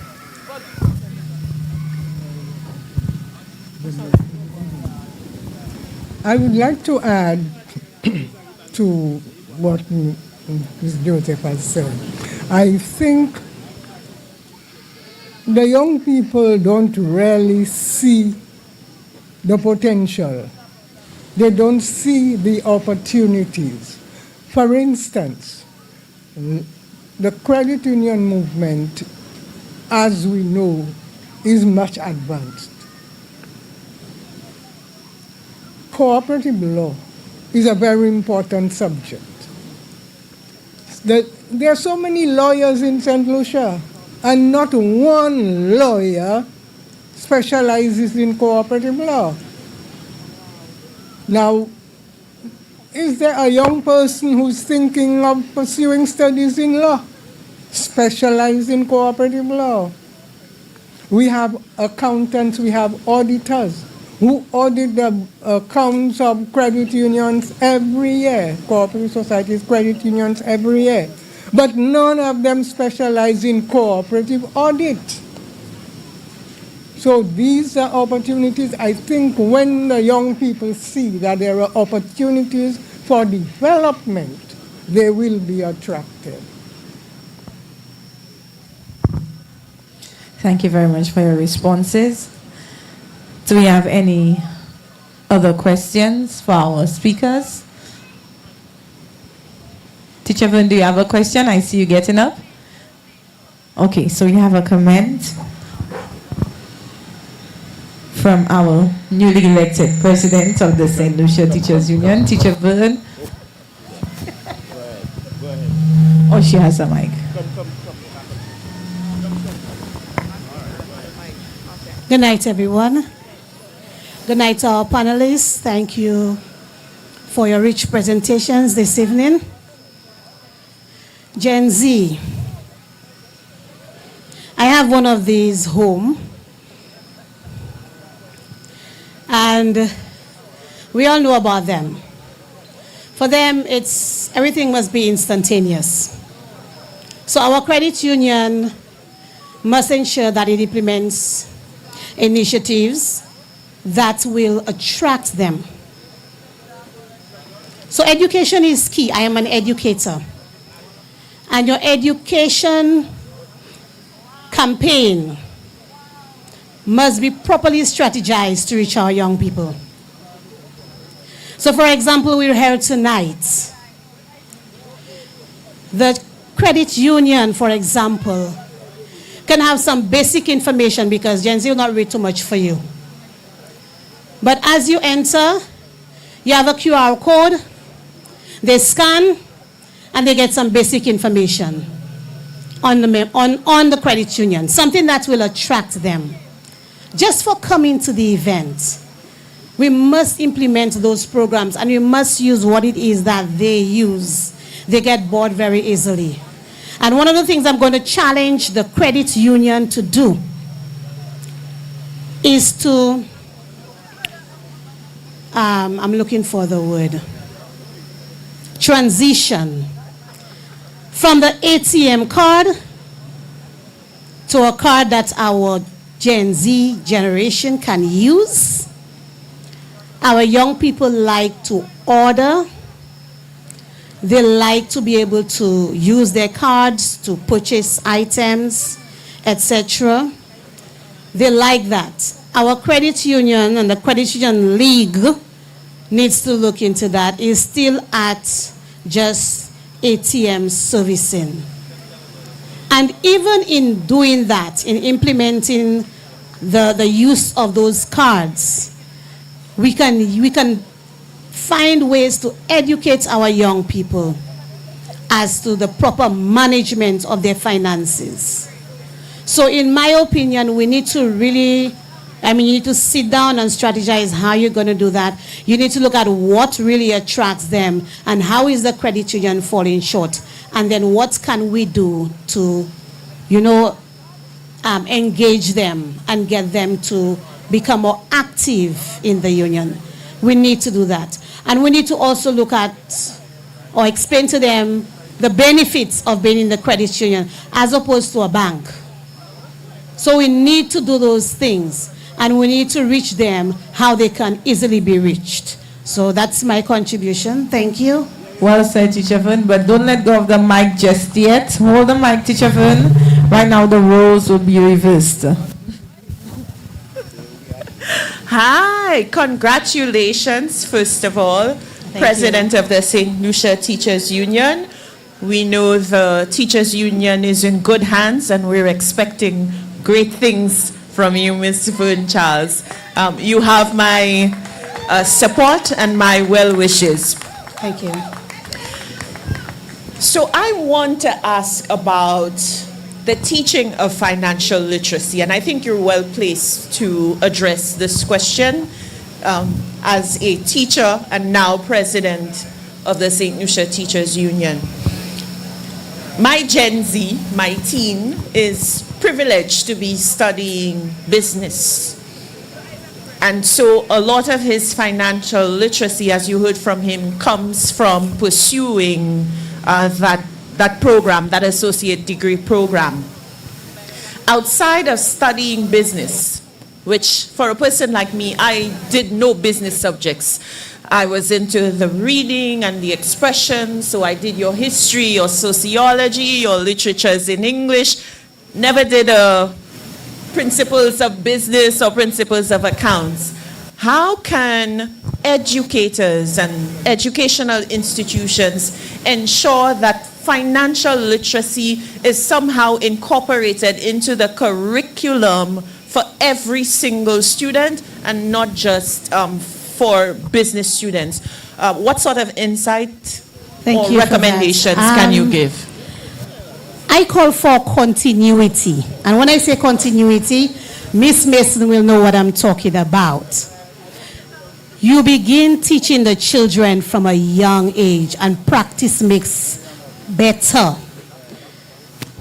There is a school thrift cooperative or through school thrift program in every school. From the time the child enters school, they're encouraged to join that thrift. Okay? So they're encouraged to join. We teach them why they should. The mic is over. We teach them why they should save. We encourage them to save. And we tell them it's not about how much you save, but how often you save. So, you know, they had this theme, watch your cents grow into dollars. So this program is still very active in schools. So from the time you enter pre-K up to secondary schools, because Vifford Comprehensive has a very active one, okay? And they actually have students at Vifford Comprehensive who take care of that program, because my son was one of the clerks doing that program. So we have the school thrift program, which is actually practical, okay? So that program exists. We have that's the most important one. Well, at CSEC level, you have accounts, you have business, but there's nothing specific on cooperatives, right? However, as I said, the saving and the importance of the use of money is instilled from a very young age. The Roblo Combined School is the only school that is a member of the Cooperative Society. So we get audited every year. Okay, so I can tell you the importance of this. The only shortfall I find, and Choiseul Cooperative, I'm coming back to you. When I was a teacher at Mongush, I remember the grade 6 students, standard 4, when they were done with common entrance, the Choiseul Cooperative Credit Union would have a workshop for them. So there'll be a whole day workshop. Well, Mr. Combi, always organizing this. And then they would be taken through everything which they need to know about the credit union, why they should save, etc. And why they should encourage their parents to be part of the credit union. I don't know what happened, but for the past few years, that program has been put on hold. So I think we need to bring that program back, for sure. And I think we need to continue working with our cooperatives in our schools. And one thing, the Choiseul Cooperative Credit Union always gives support to all schools. I must say that, big them up, right? They support us in that regard. But we just want them to be more visible, because the children take home those messages to their parents. And if you influence them, like from an early age, as I told you, through our school thrift, then for sure, as they go on in life, it will continue. So this is what we're doing. We're still there, we're still active, and we're still making sure that our children can watch their cents grow into dollars. Thank you very much, Teacher Vern, for those words. All right. It's good to hear Miss Charles support the school program. As a matter of fact, I was the one who pioneered that program.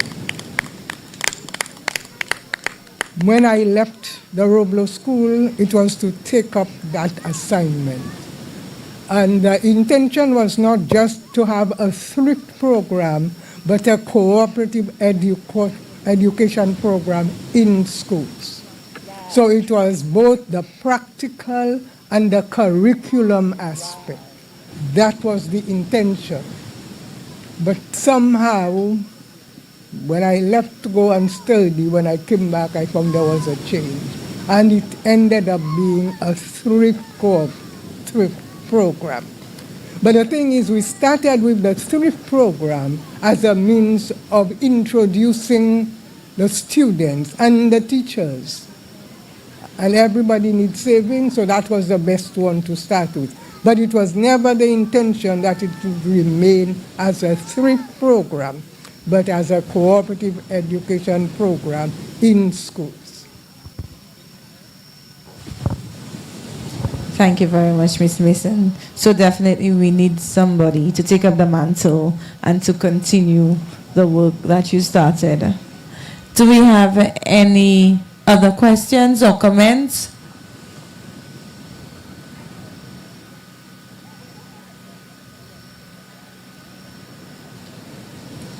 I see somebody. Oh, that's Mr. Philip, sorry.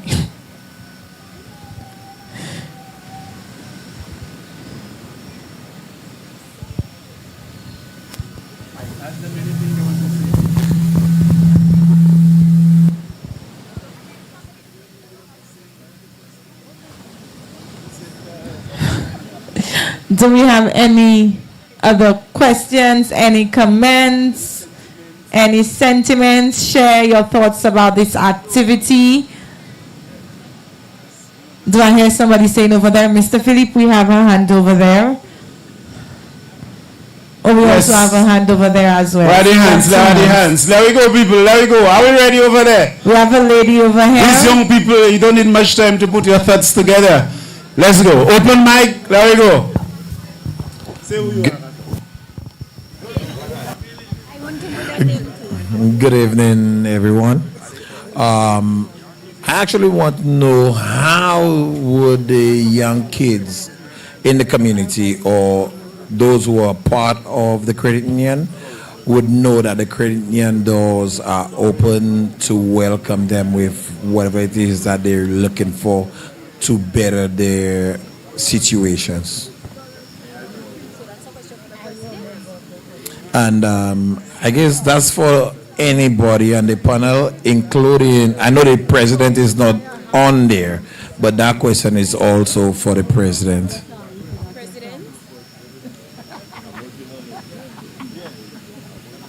So you can just hand on probably our HR manager or Mr. Felix, our GM, to answer this question.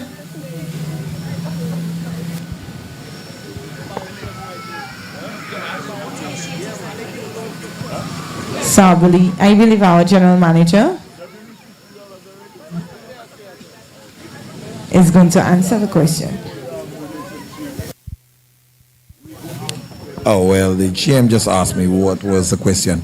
How do the young kids in the community, those who are and those who are not part of the credit union, knows that the credit union doors are open to them to better their situation?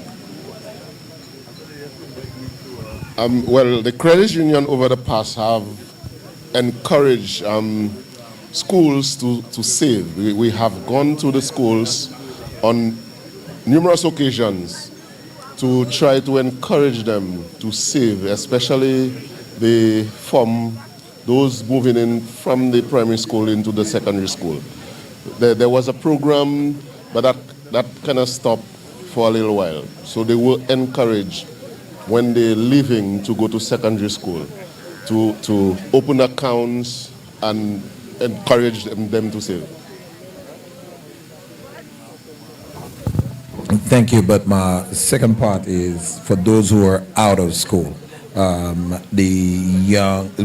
Those who are thinking of moving to the next level, the new business owners, and those who are thinking of investing for their family and their future. Well, that is being done on a one-to-one basis. It's not, we don't have a program to really get persons like business persons. We more encourage them on a one-to-one basis. Okay. But don't you think that the credit union is actually missing that on that opportunity? So that way you guys, well, I say we because I'm part of the credit union. That way we are putting it out there, letting those who are not part of the credit union know that, listen, come to us. We're here. We're waiting for you. Yeah. We also encourage that. But what we don't have is a program to go to them in groups and then to take them in. So we're missing out. That's right. We're missing out on that. Yeah. Okay. Right. So something to work on. That's right. Yeah. Thank you. Definitely. Thank you very much, people. Time running. We have another young lady under the tree in gray. Yeah, we have some action coming up. So time. Somebody under the tree. I can see her. Good. Thank you so much. Good evening, everyone. I would like to actually commend the organizers, for this evening's event. I must say that I think this is the first, and from the looks of it, Gen Zs, they are our focus. They are our future. And the information that I walked into whilst listening to Mrs. Mason, into now passing on the baton to Mrs. St. Amy, I must say, just sitting here and listening, it was quite refreshing and enlightening to witness this. This is a momentous occasion, people, and we need to not only remember this, but stories have to be told about this moment. Stories have to be told about this moment. This is a lady, a matriarch, who has actually pioneered throughout in Swazel, well known, and who has passed on so much information, who has learned so much, and is now passing it on to our youth. And you have a mother who is actually passing it on to her son. This is legacy. And this is something that should not obviously be taken lightly. And I also, again, I want to thank the organizers for that. Swazel Credit Union, do you. Do you according to the Gen Zs, big up you. The other thing is, in terms of Gen Zs and trying to get them to really understand what the credit union is about. Because if you notice, well, in most of them, there is a fear. There is a fear that they're captivated by. And just like Ms. Vernchal said earlier on in her comments, she said that one of the easiest ways you can actually capture them is through maybe just having a barcode on the doors or whatnot. And in that barcode, don't just put information in sentences. They don't read sentences. We know that one. We love them, but we know they don't read sentences. They prefer flyers. So if we can put that information on various flyers and put it all colorful, whatever it is that they're attracted to, that would, of course, be another suggestion. And the other suggestion is that I would advise that we actually choose that same location, but add some more tech devices on here, because this is what, again, they're also attracted to. Let's go big. Thank you again, everyone. Thank you to the wonderful speakers and the organizers. Good night. And thank you very much. Thank you very much. So that's it. All right. So this is the end of our question and answer segment. So at this moment, I just want to take time to say a big thank you to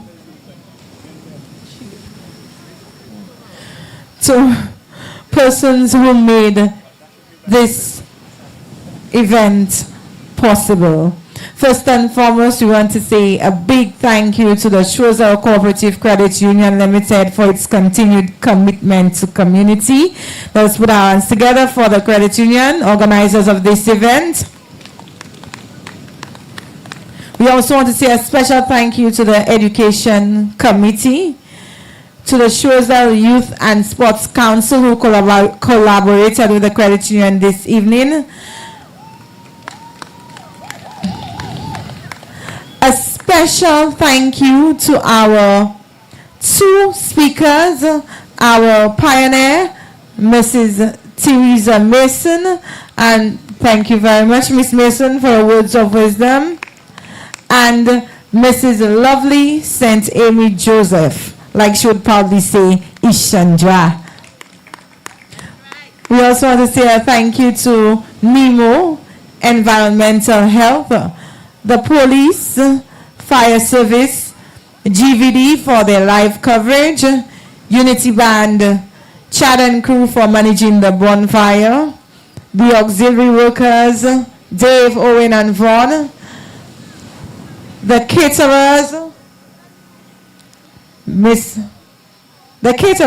and of course, members, and to everyone who came out to support this event, and those of you who viewed online, we want to say a big thank you. Ladies and gentlemen, let's put our hands together one more time for everyone who made this event possible. All right. So this ends the first part of the event. And this is the time where we start to heat things up. So I need somebody to get rid of this podium for me, please.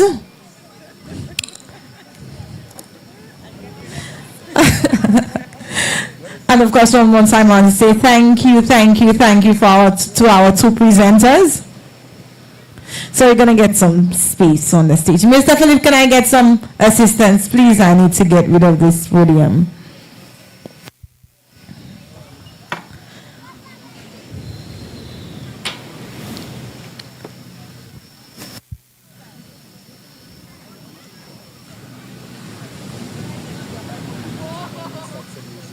From there. All right, so ladies and gentlemen, are you ready? No. Now remember earlier on, Miss Joseph told us that, what's it? Energy is money. Energy brings money. What did she say? But anyway, the whole point of it was that we need some energy. So let's try this again. Ladies and gentlemen, are you ready? All right, that's what I'm talking about. All right, so Unity Band, are you ready? All right. So first off, to start off the heated part of tonight's program, I'm going to invite our very own Unity Band to entertain us with some music. So let us put our hands together and welcome Unity Band.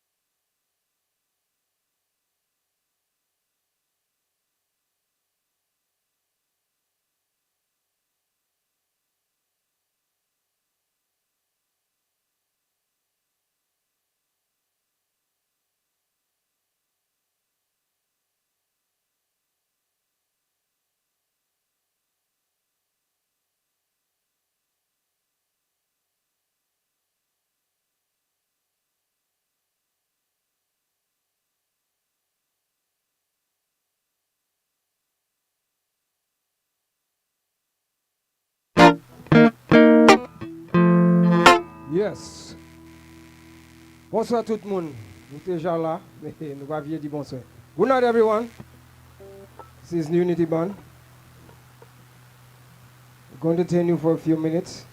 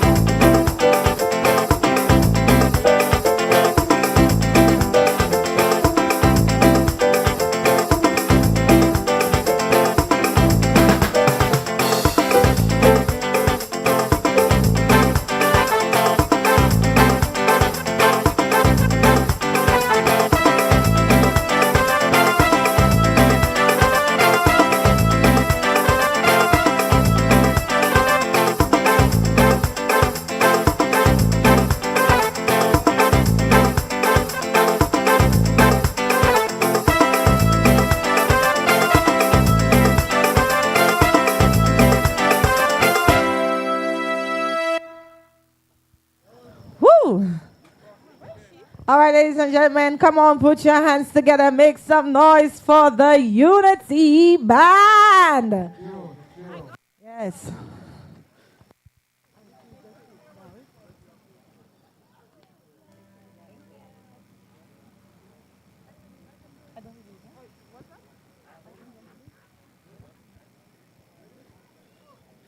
All right. So before we move on to the next act, and of course, you know that it is always wise to show appreciation. So at this moment, I'd like to invite Miss Alina Butcher to present our two speakers with a small token of appreciation. On behalf of the Choiseul Credit Union, and by extension, the Education Committee, which was responsible for the planning and execution of this event, I'd like to present this token of appreciation to Mrs. Lovely St. Amy Joseph. Thank you, Lovely, for your inspiring presentation. Thank you. Oh, she says this.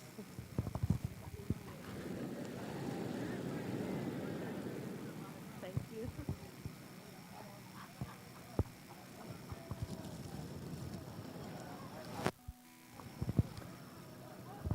Miss Mason, it was indeed pleasurable listening to you. It was very inspiring. You actually made me consider doing something in cooperative law. I'm not making any promises, but that's something I will look at among all the other things that I'm already looking at. So I would like to present this as a token of appreciation to you on behalf of the Choiseul Credit Union. I do hope you enjoy the content. Sure I will.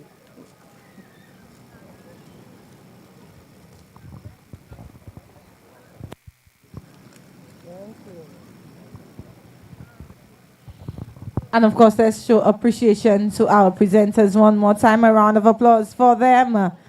Yes. Thank you. All right, ladies and gentlemen, so we're going to move right along with our entertainment segment. So as you were told earlier, what is the theme for tonight? Let me see who can remember. What is the theme for tonight? Energy. Well, energy is part of it, what you need to give tonight, but that's not quite the theme for tonight. Anybody remembers? All right, so I'll remind you. The theme for tonight is experience meets youth. Now, earlier on, you had the experienced Unity Band performing for you. So right now, we're going to move along to the youth. And if you were following Junior Calypso last year, then you would have seen this young gentleman performing. He is a student of the Mongush Combined School. Do we have anybody from Mongush in the house? Yes, representing, all right.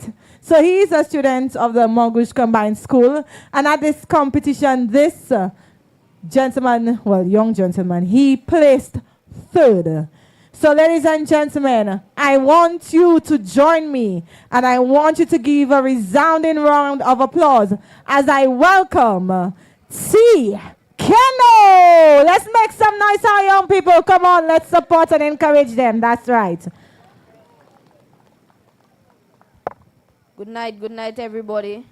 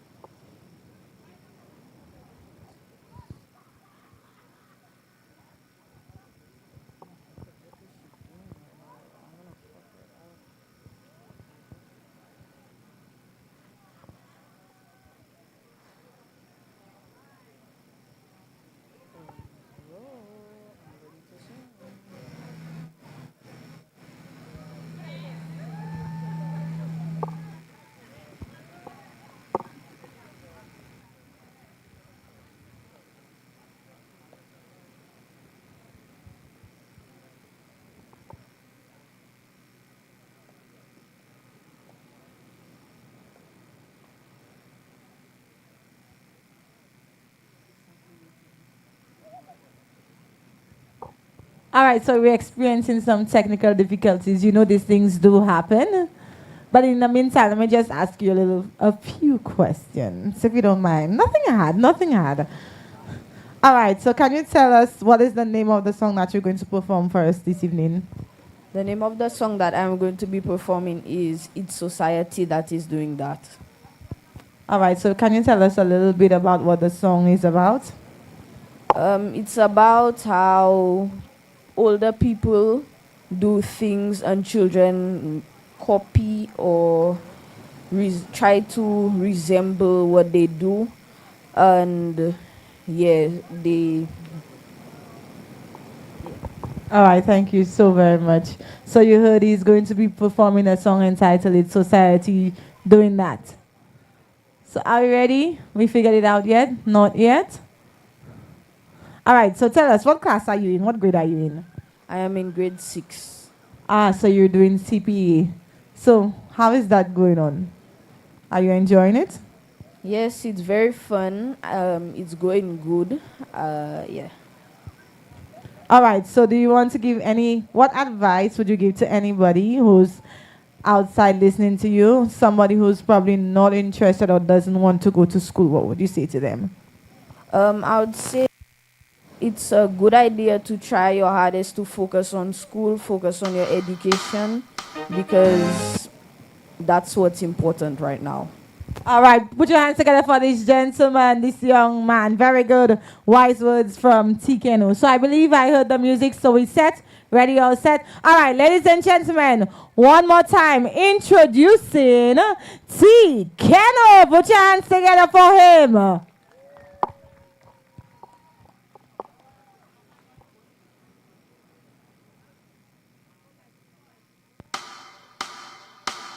Woy, yo, yo, woy, woy, TKNO, woy, woy. There's a lot of talk going around today about how the youths are leading the youths astray. They say the girls are posting ugliness on TikTok, and the younger boys are hanging around the block. I'm not saying that this is not true. I'm not contradicting their point of view, but I want to open your eyes to see the biggest culprit is society, for who allows our children to go delinquent. Tell me who show bad intent to our detriment. Those with clout do wrong things with impunity. Our elders is no good example for us to see.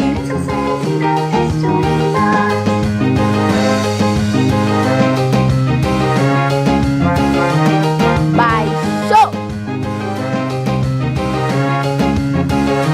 our little ones are product of society, and they say that monkey does the things that monkey does see. When the youth see the seniors dressing so indecent, and the bad behavior in our parliament, our rogues get away with impunity, and justice is skewed in our country. If you plant yam, you can't drip dashing. You will not find pearls in a garbage bin. And who allows our children to go delinquent? Tell me who show bad intent to our detriment. Those with clout do wrong things with impunity. Our elders leave no good example for us to see.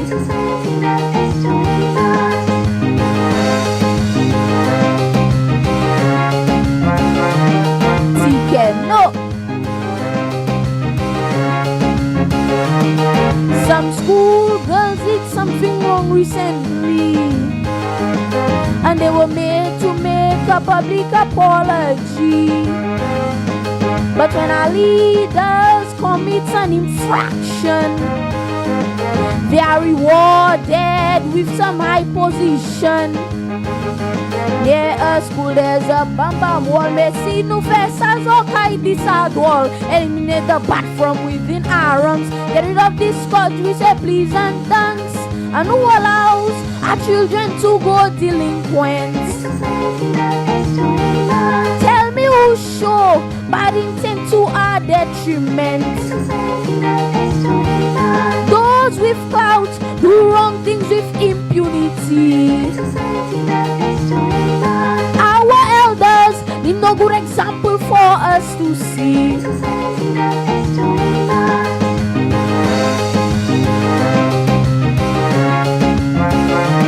Society. The apple they say don't fall too far from the tree. So may our elders' behavior be exemplary. Let us ensure that all bad behavior stop, to set the stage for the little ones coming up. Wakute piti piti kute gwa and vive koneko atalota. Yes, we can, let us do our best to save St. Lucia, Helen of the West. And who allows our children to go delinquent?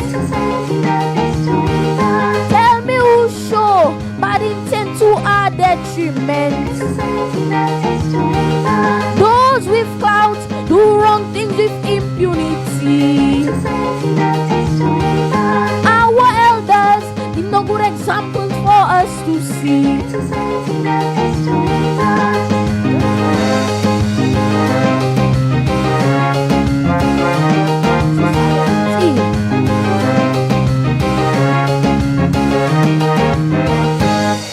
Thank you.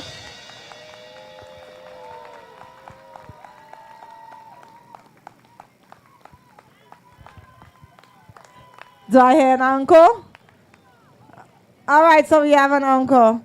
All right, DJ, can I get that one more time? Yes, representing. Put your hands together for TK. No! Woy, yo, yo, woy, woy, TK, no, woy, woy. There's a lot of talk going around today about how the youths are leading the youths astray.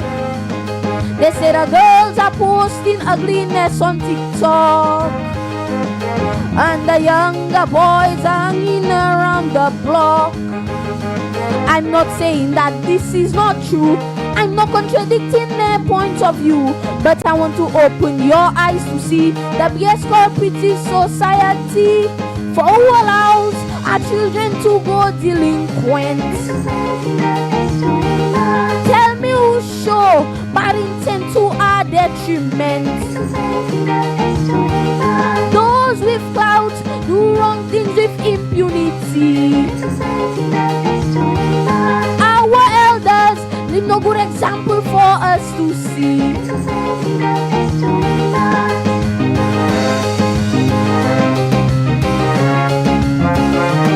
By show, our little ones are product of society, and they say that monkey does the things that monkey does see. When the youth see the seniors dressing so indecent, and the bad behavior in our parliament, our rogues get away with impunity, and justice is skewed in our country. If you plant yam, you can't drip dashing. You will not find pearls in a garbage bin. And who allows our children to go delinquent? Tell me who show bad intent to our detriment. Those with clout do wrong things with impunity. Our elders need no good example for us to see.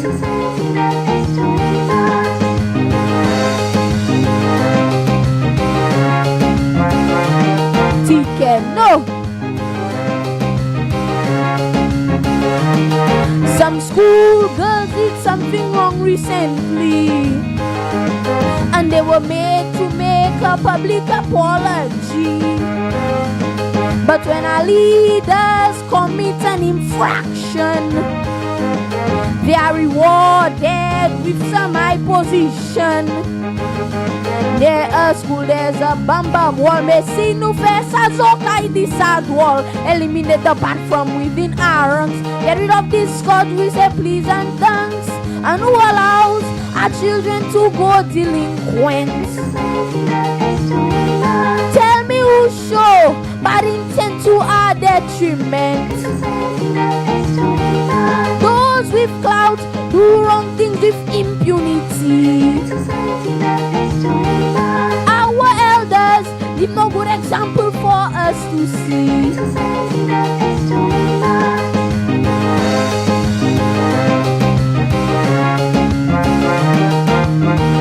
Society.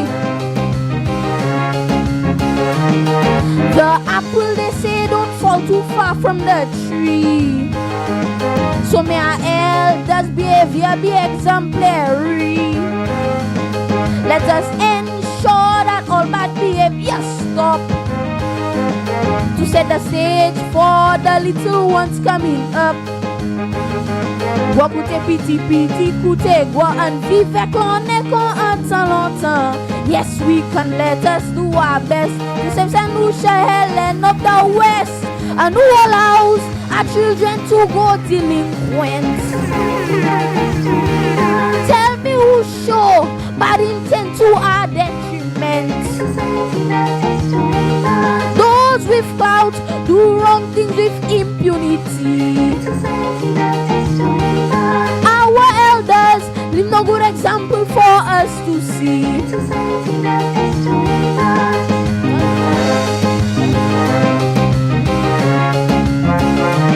Society.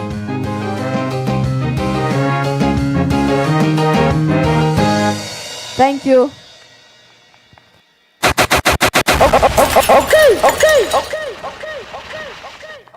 Thank you very much, TKNO. Put your hands together for TKNO one more time. All right, ladies and gentlemen, moving right along. Up next, I'm going to call on, some of you may know her as Miss Camille Charlemagne, but she goes by the name Bree. So ladies and gentlemen, put your hands and join me in welcoming to the stage Bree. Make some noise for Bree. Let's go, Bree. Evening, everyone. So I had a bit of difficulty trying to figure out exactly what I wanted to do for you. So I decided I'm going to do the first song I released, I think it was 2 years ago, August. Title is Body. Let's go. Yeah. Audio Love. Ooh, yeah.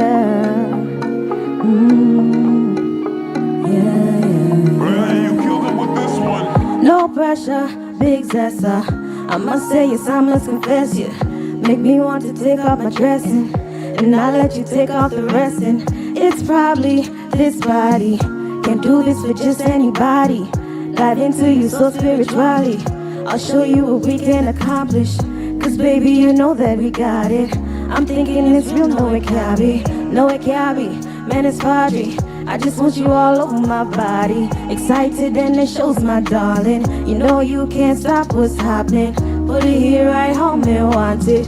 No copping, you got it. Say yes, and I will do the rest. Can nobody contest? Not yet. Your body is my quest. Yes, yes, and I will do the rest. Can nobody contest? Not yet. Your body is my quest. Yes, I'm in the mood physically. I need your loving, so give it to me. So completely and romantically, dramatically, won't you put it on me? Get you anything you think you might need. That designer Valentino Gucci impression I'm getting's I'm all that you see. Yeah, you're right, I'm all that indeed. These legs and this ass, no pressure. I like it when you put me on the dresser. Go downtown, feel it right, yeah. You my jam, yeah. Gotta drive long term so we get there. Lift it up, turn it on till we get there.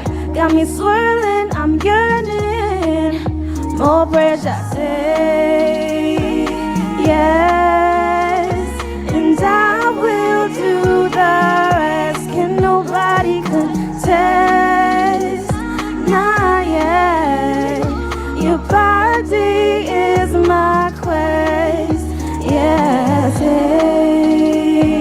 yes, and I will do the rest. Can nobody contest? Not yet. Your body is my quest. Yeah. Thank you so much.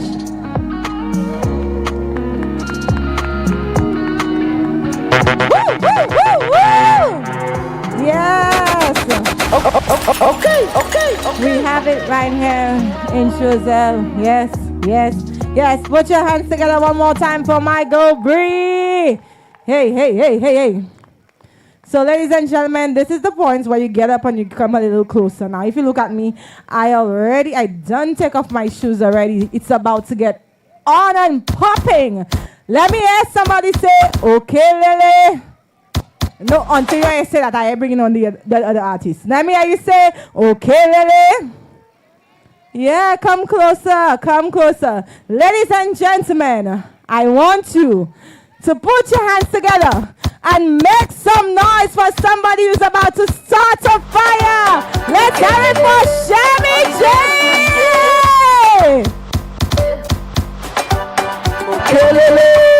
Bonfire, what you say? Get ready to party. Everybody in the place say yeah. You over there say yeah. And over there say and everybody say pull up the vibe, I know what we tell them. Hey, body gooder than gold, pull it up.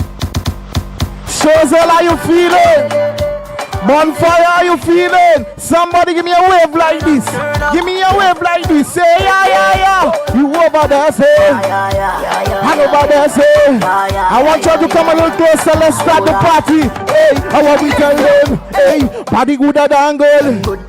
Madam Bougie, she can't when I'm good. She can't shrink her body. Hey, I'ma say I like the summer. Shorty, I can cool you down like the winter. Hey, oh, that's what I bumper.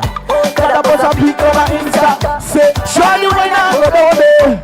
Where's the, if you know this song, I want you to sing it out. Now we go.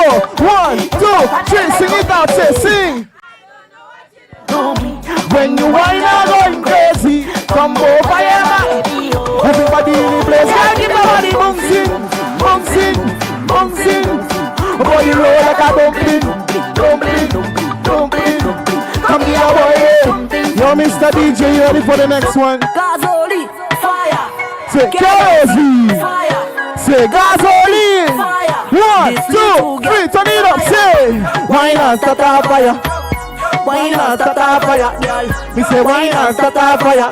Mama mia, how we tell them? Hey, wine and start a fire. Wine and start a fire, girl. Wine and start a fire. DJ, play me now. Come in now. Here we go. Say, hey, say gasoline.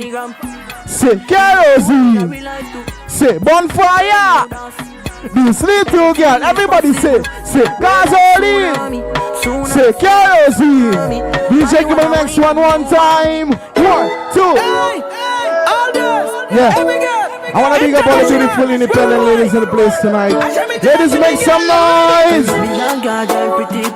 Solution girl, I mean say shows her girl. Everybody in the place to me, you say, sing, okay, lele. I mean say, nah, let me party with my people right now. Everybody, 1, 2, 3, turn it up, say, a body round and your skin so soft. You got a nigga like you know your voters, say, and the rat and another turn open. You make a blind man eyes open. We don't make up your, the chat about you. I see you, baby girl, big up yourself, but we say, 1, 2, 3, sing it out, say, hey. every day. Wanna make you happy. That's right. See, girl, you know say I want you, buddy. Hey, hey, Fenty, Gucci, Versace, body. Do we have any queens inside the place tonight? Everybody sing it out. Say, hey, girl, you're pretty on purpose. Girl, you're pretty on purpose. Girl, you're pretty on purpose. You make Shani J nervous. Hey, girl, you're pretty on purpose. Everything I say, you say pretty, pretty. DJ play me low. 1, 2, 3, say shows hell, girl them. Mr. Super, girl them. And View Fort, girl them. Who we have in the place tonight? Where you from?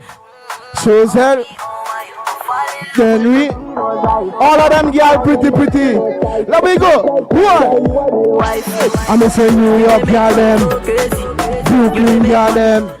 St. Lucian, yeah. Ladies, can you make some noise for yourself tonight? Yeah. Give me the next one time.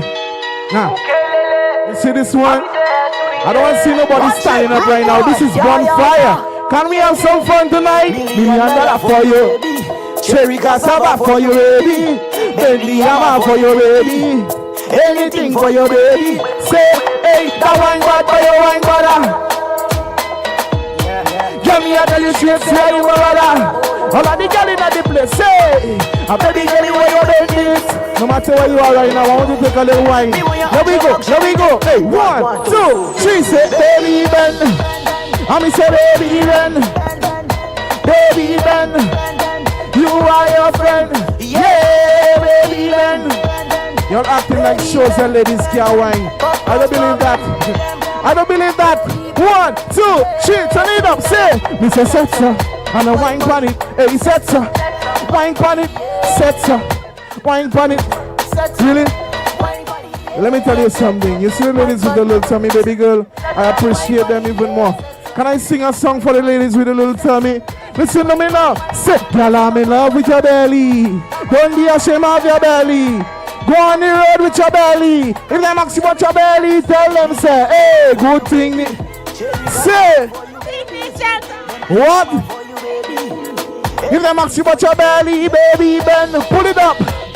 Somebody make some noise.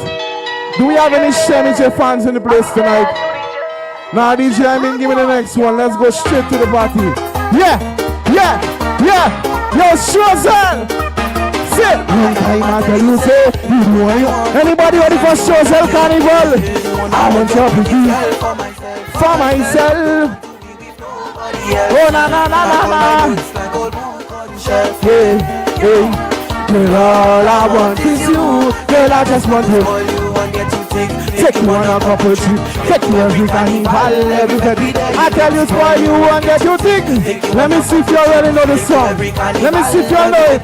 Say, all the love I got, girl. What? You know that's a fact, girl. Say, even my last name. Ooh, girl, what happened the last time? You got the last time. Hey. You got me flirting, and you was hating. God, you was hating. See, you got me flirting. Somebody apologize to your lover right now. Sing. I will. What? Let me tell you how I'm looking. My do so fine. I love shows that, you know. This is my place. This is where I'm from, you know. Yeah. So let me take a jump with my people. Anybody ready for St. Lucia Carnival? Anybody jumping Carnival this year? Let me take a jump. Everybody. 2, 1, 2, 3, 6. Jump up and down. Jump up and down. Yeah. Hey, wind up with you. That is my crew over there. You see that crew there? Say, I wanna jump every carnival with you. Go to every party too. Say, you will have to know that you my boo. Surely there's no me without you. So we go jump and go together. Drink them together. Get them together. And make love. This look like we doing a choo-choo train right there. You look like we train. 1, 2, 3, 6. Do. Yes, yes, yes, yes. Do.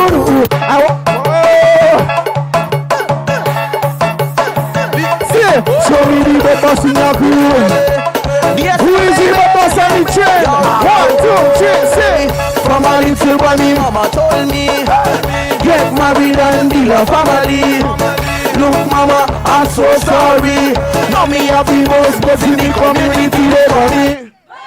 What? Wait. Shows are full of vibes. No, shows are full of vibes. Okay, let me go again. 1, 2, 3, sing. From a little money, mama told me. Get married and build a family. Look, mama, I'm so sorry. Now me have the most, but in the community they call me. What? They call me. They call me. DJ Plamelo, let me tell them why it's the bird boss. Let me tell them why. Say, hey, tweet, chip. How much was more than 50? All of them wanna link me. All of them wanna be with me. I got Keisha and Britney, Kaisha and Vicky. Baby, touch me, kiss me, but don't give me no icky. This one is for the road. Yamate, oh my God. Bang. I came on the shows I can see if I can grippy. I wanna see if this grip is in shows here tonight. Grippy. Set up yourself. Hey. Put your hands on your knees. Do this for me, please. Sink in your back. Now make your bum bum jump. What we tell them? Bang. Make your bum bum bang. Miss Grippy, 1, get ready. 2, get ready. 1, 2. Come on, buddy, dippy.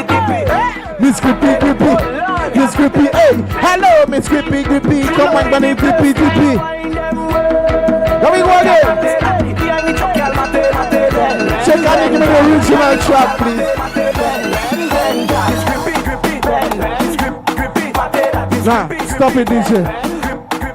Once again, I want to thank everybody, who came out to support the vibe. I want to thank the organizers of Bonfire for having me. You don't know? I have a brand new tune. Let me see if you guys know this one. You know this one? How we go? Holy pa gyal run me down, but I'm happy with my baby. I'm happy with my boo. Although we go through our ups and downs, I'm happy with my baby. I'm happy with my boo. Say, I really love you, and I know you love me too. Oh my God, you're so sexy. Tiger stripe on your body. Saka fait moi aller fou. Saka fait moi aller fou. Sing, you deserve flowers and say, amaretto sours and so, yo, Shozel, my name is Shemiche. I love you. Okay, Lele. Big up. Which one you want, baby girl? She tell me to go for the nana. I tell her that I'm on the way. She tell me she want the banana. I tell her that I'm on the way. The way. What? The way. Say. The what? I'm on the way. Tell a girl, I'm OTW. Shozel. One love, you don't know.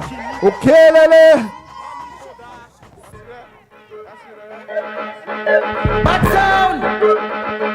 Y'all, if I tell y'all for a moment, I forgot I was the MC. Oje. Alright. Just now, let me catch my breath. Woo. Yeah. Of course. Ladies and gentlemen, put your hands together one more time for Shemi J. What a nice close to our event this evening. All right. So once again, I just want to say a big thank you to everyone who made today possible, to all our artists, our sponsors, to the education committee of the Choiseul Cooperative Credit Union Limited, organizers of this event. Hats off to you. And to everyone who came out to support, and those of you who viewed us live on GVD, I say thank you as well. Ladies and gentlemen, it was indeed a pleasure being your MC for this evening. Thank you. Have a great night and do get home safely. Don't run off just yet. You can stick around, talk a little, check your friends, talk, and enjoy the rest of the evening. Thank you. Yeah, my girl, you have things. Take your phone to the ceiling. Show your waist, who do things. Take over the rhythm. Yeah, my girl, you have things. Just one bit of information to the young persons here. the Education Committee of the Choiseul Credit Union will be hosting a PODEP session on April 6th. That is a Saturday. It is supposed to run from possibly 9 a.m. until about 3. It is a program for young persons who intend to serve or who would like to serve on any committee of the Choiseul Credit Union. This is your opportunity to join us. I am the newbie right now, and I would love to see a few more newbies, a few persons younger than me. So providing that you are 18 already or you are turning 18 this year, this is your opportunity to join us as an officer of the Choiseul Credit Union. We appreciate your effort and we look forward to meeting new young people.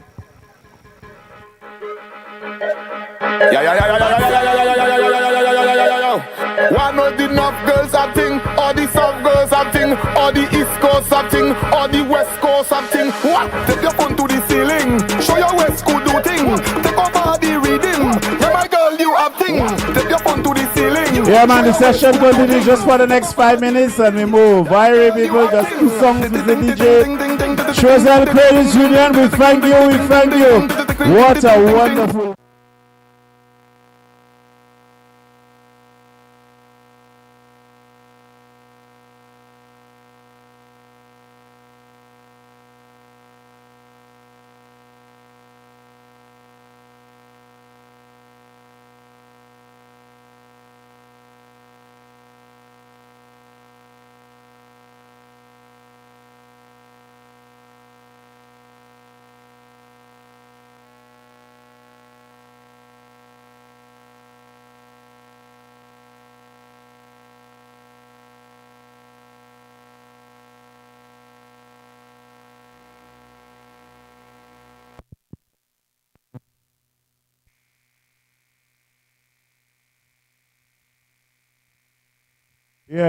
Yeah, thank you very much. Just a generator glitch.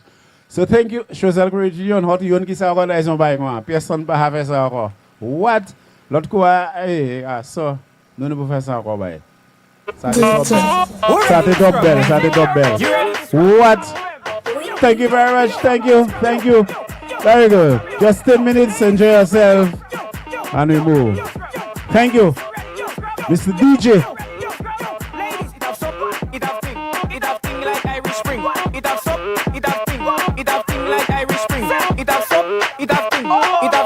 Irish Spring. It have soap, it have thing like Irish Spring. Every girl I wanna scrub it. Every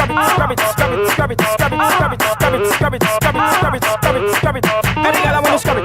Scrub it my girl and scrub it my girl and scrub it my girl. Go down my girl and scrub it my girl. Come up my girl and scrub it my girl. Shake that my girl and scrub it my girl. To the ground my girl wanna scrub it my girl. Touch your back my girl wanna scrub it my girl and down. And scrub it and down. Scrub it and down. Scrub it and down. Down. Scrub it.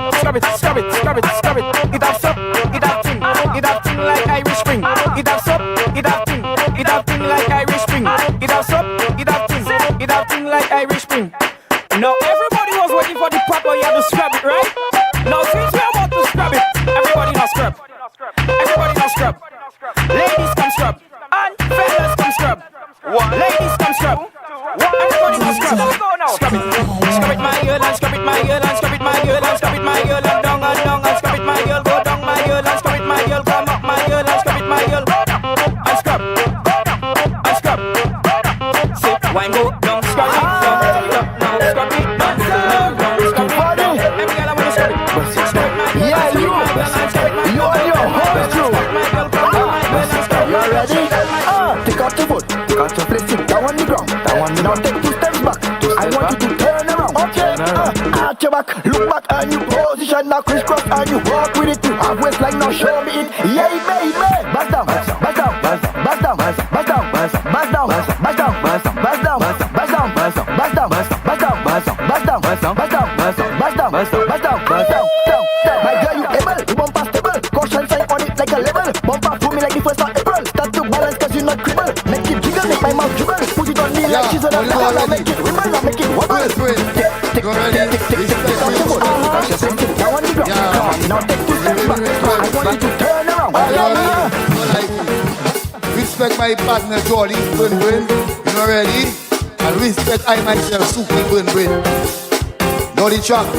Yo, yo, wow, wow, wow, wow, wow, wow. Girl, I love to feel it, whipping, whipping, whipping. Pulling, pulling, pulling. Girl, I love to feel it, clamping, clamping, clapping. Clamping, clamping, clamping. Girl, I love it. When you work your muscle. Girl, I love it when you work your muscle. Nice. Wow.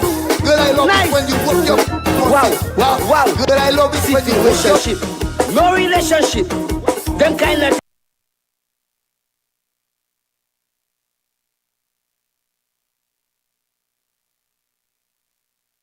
make a man abandon a situationship. No relationship.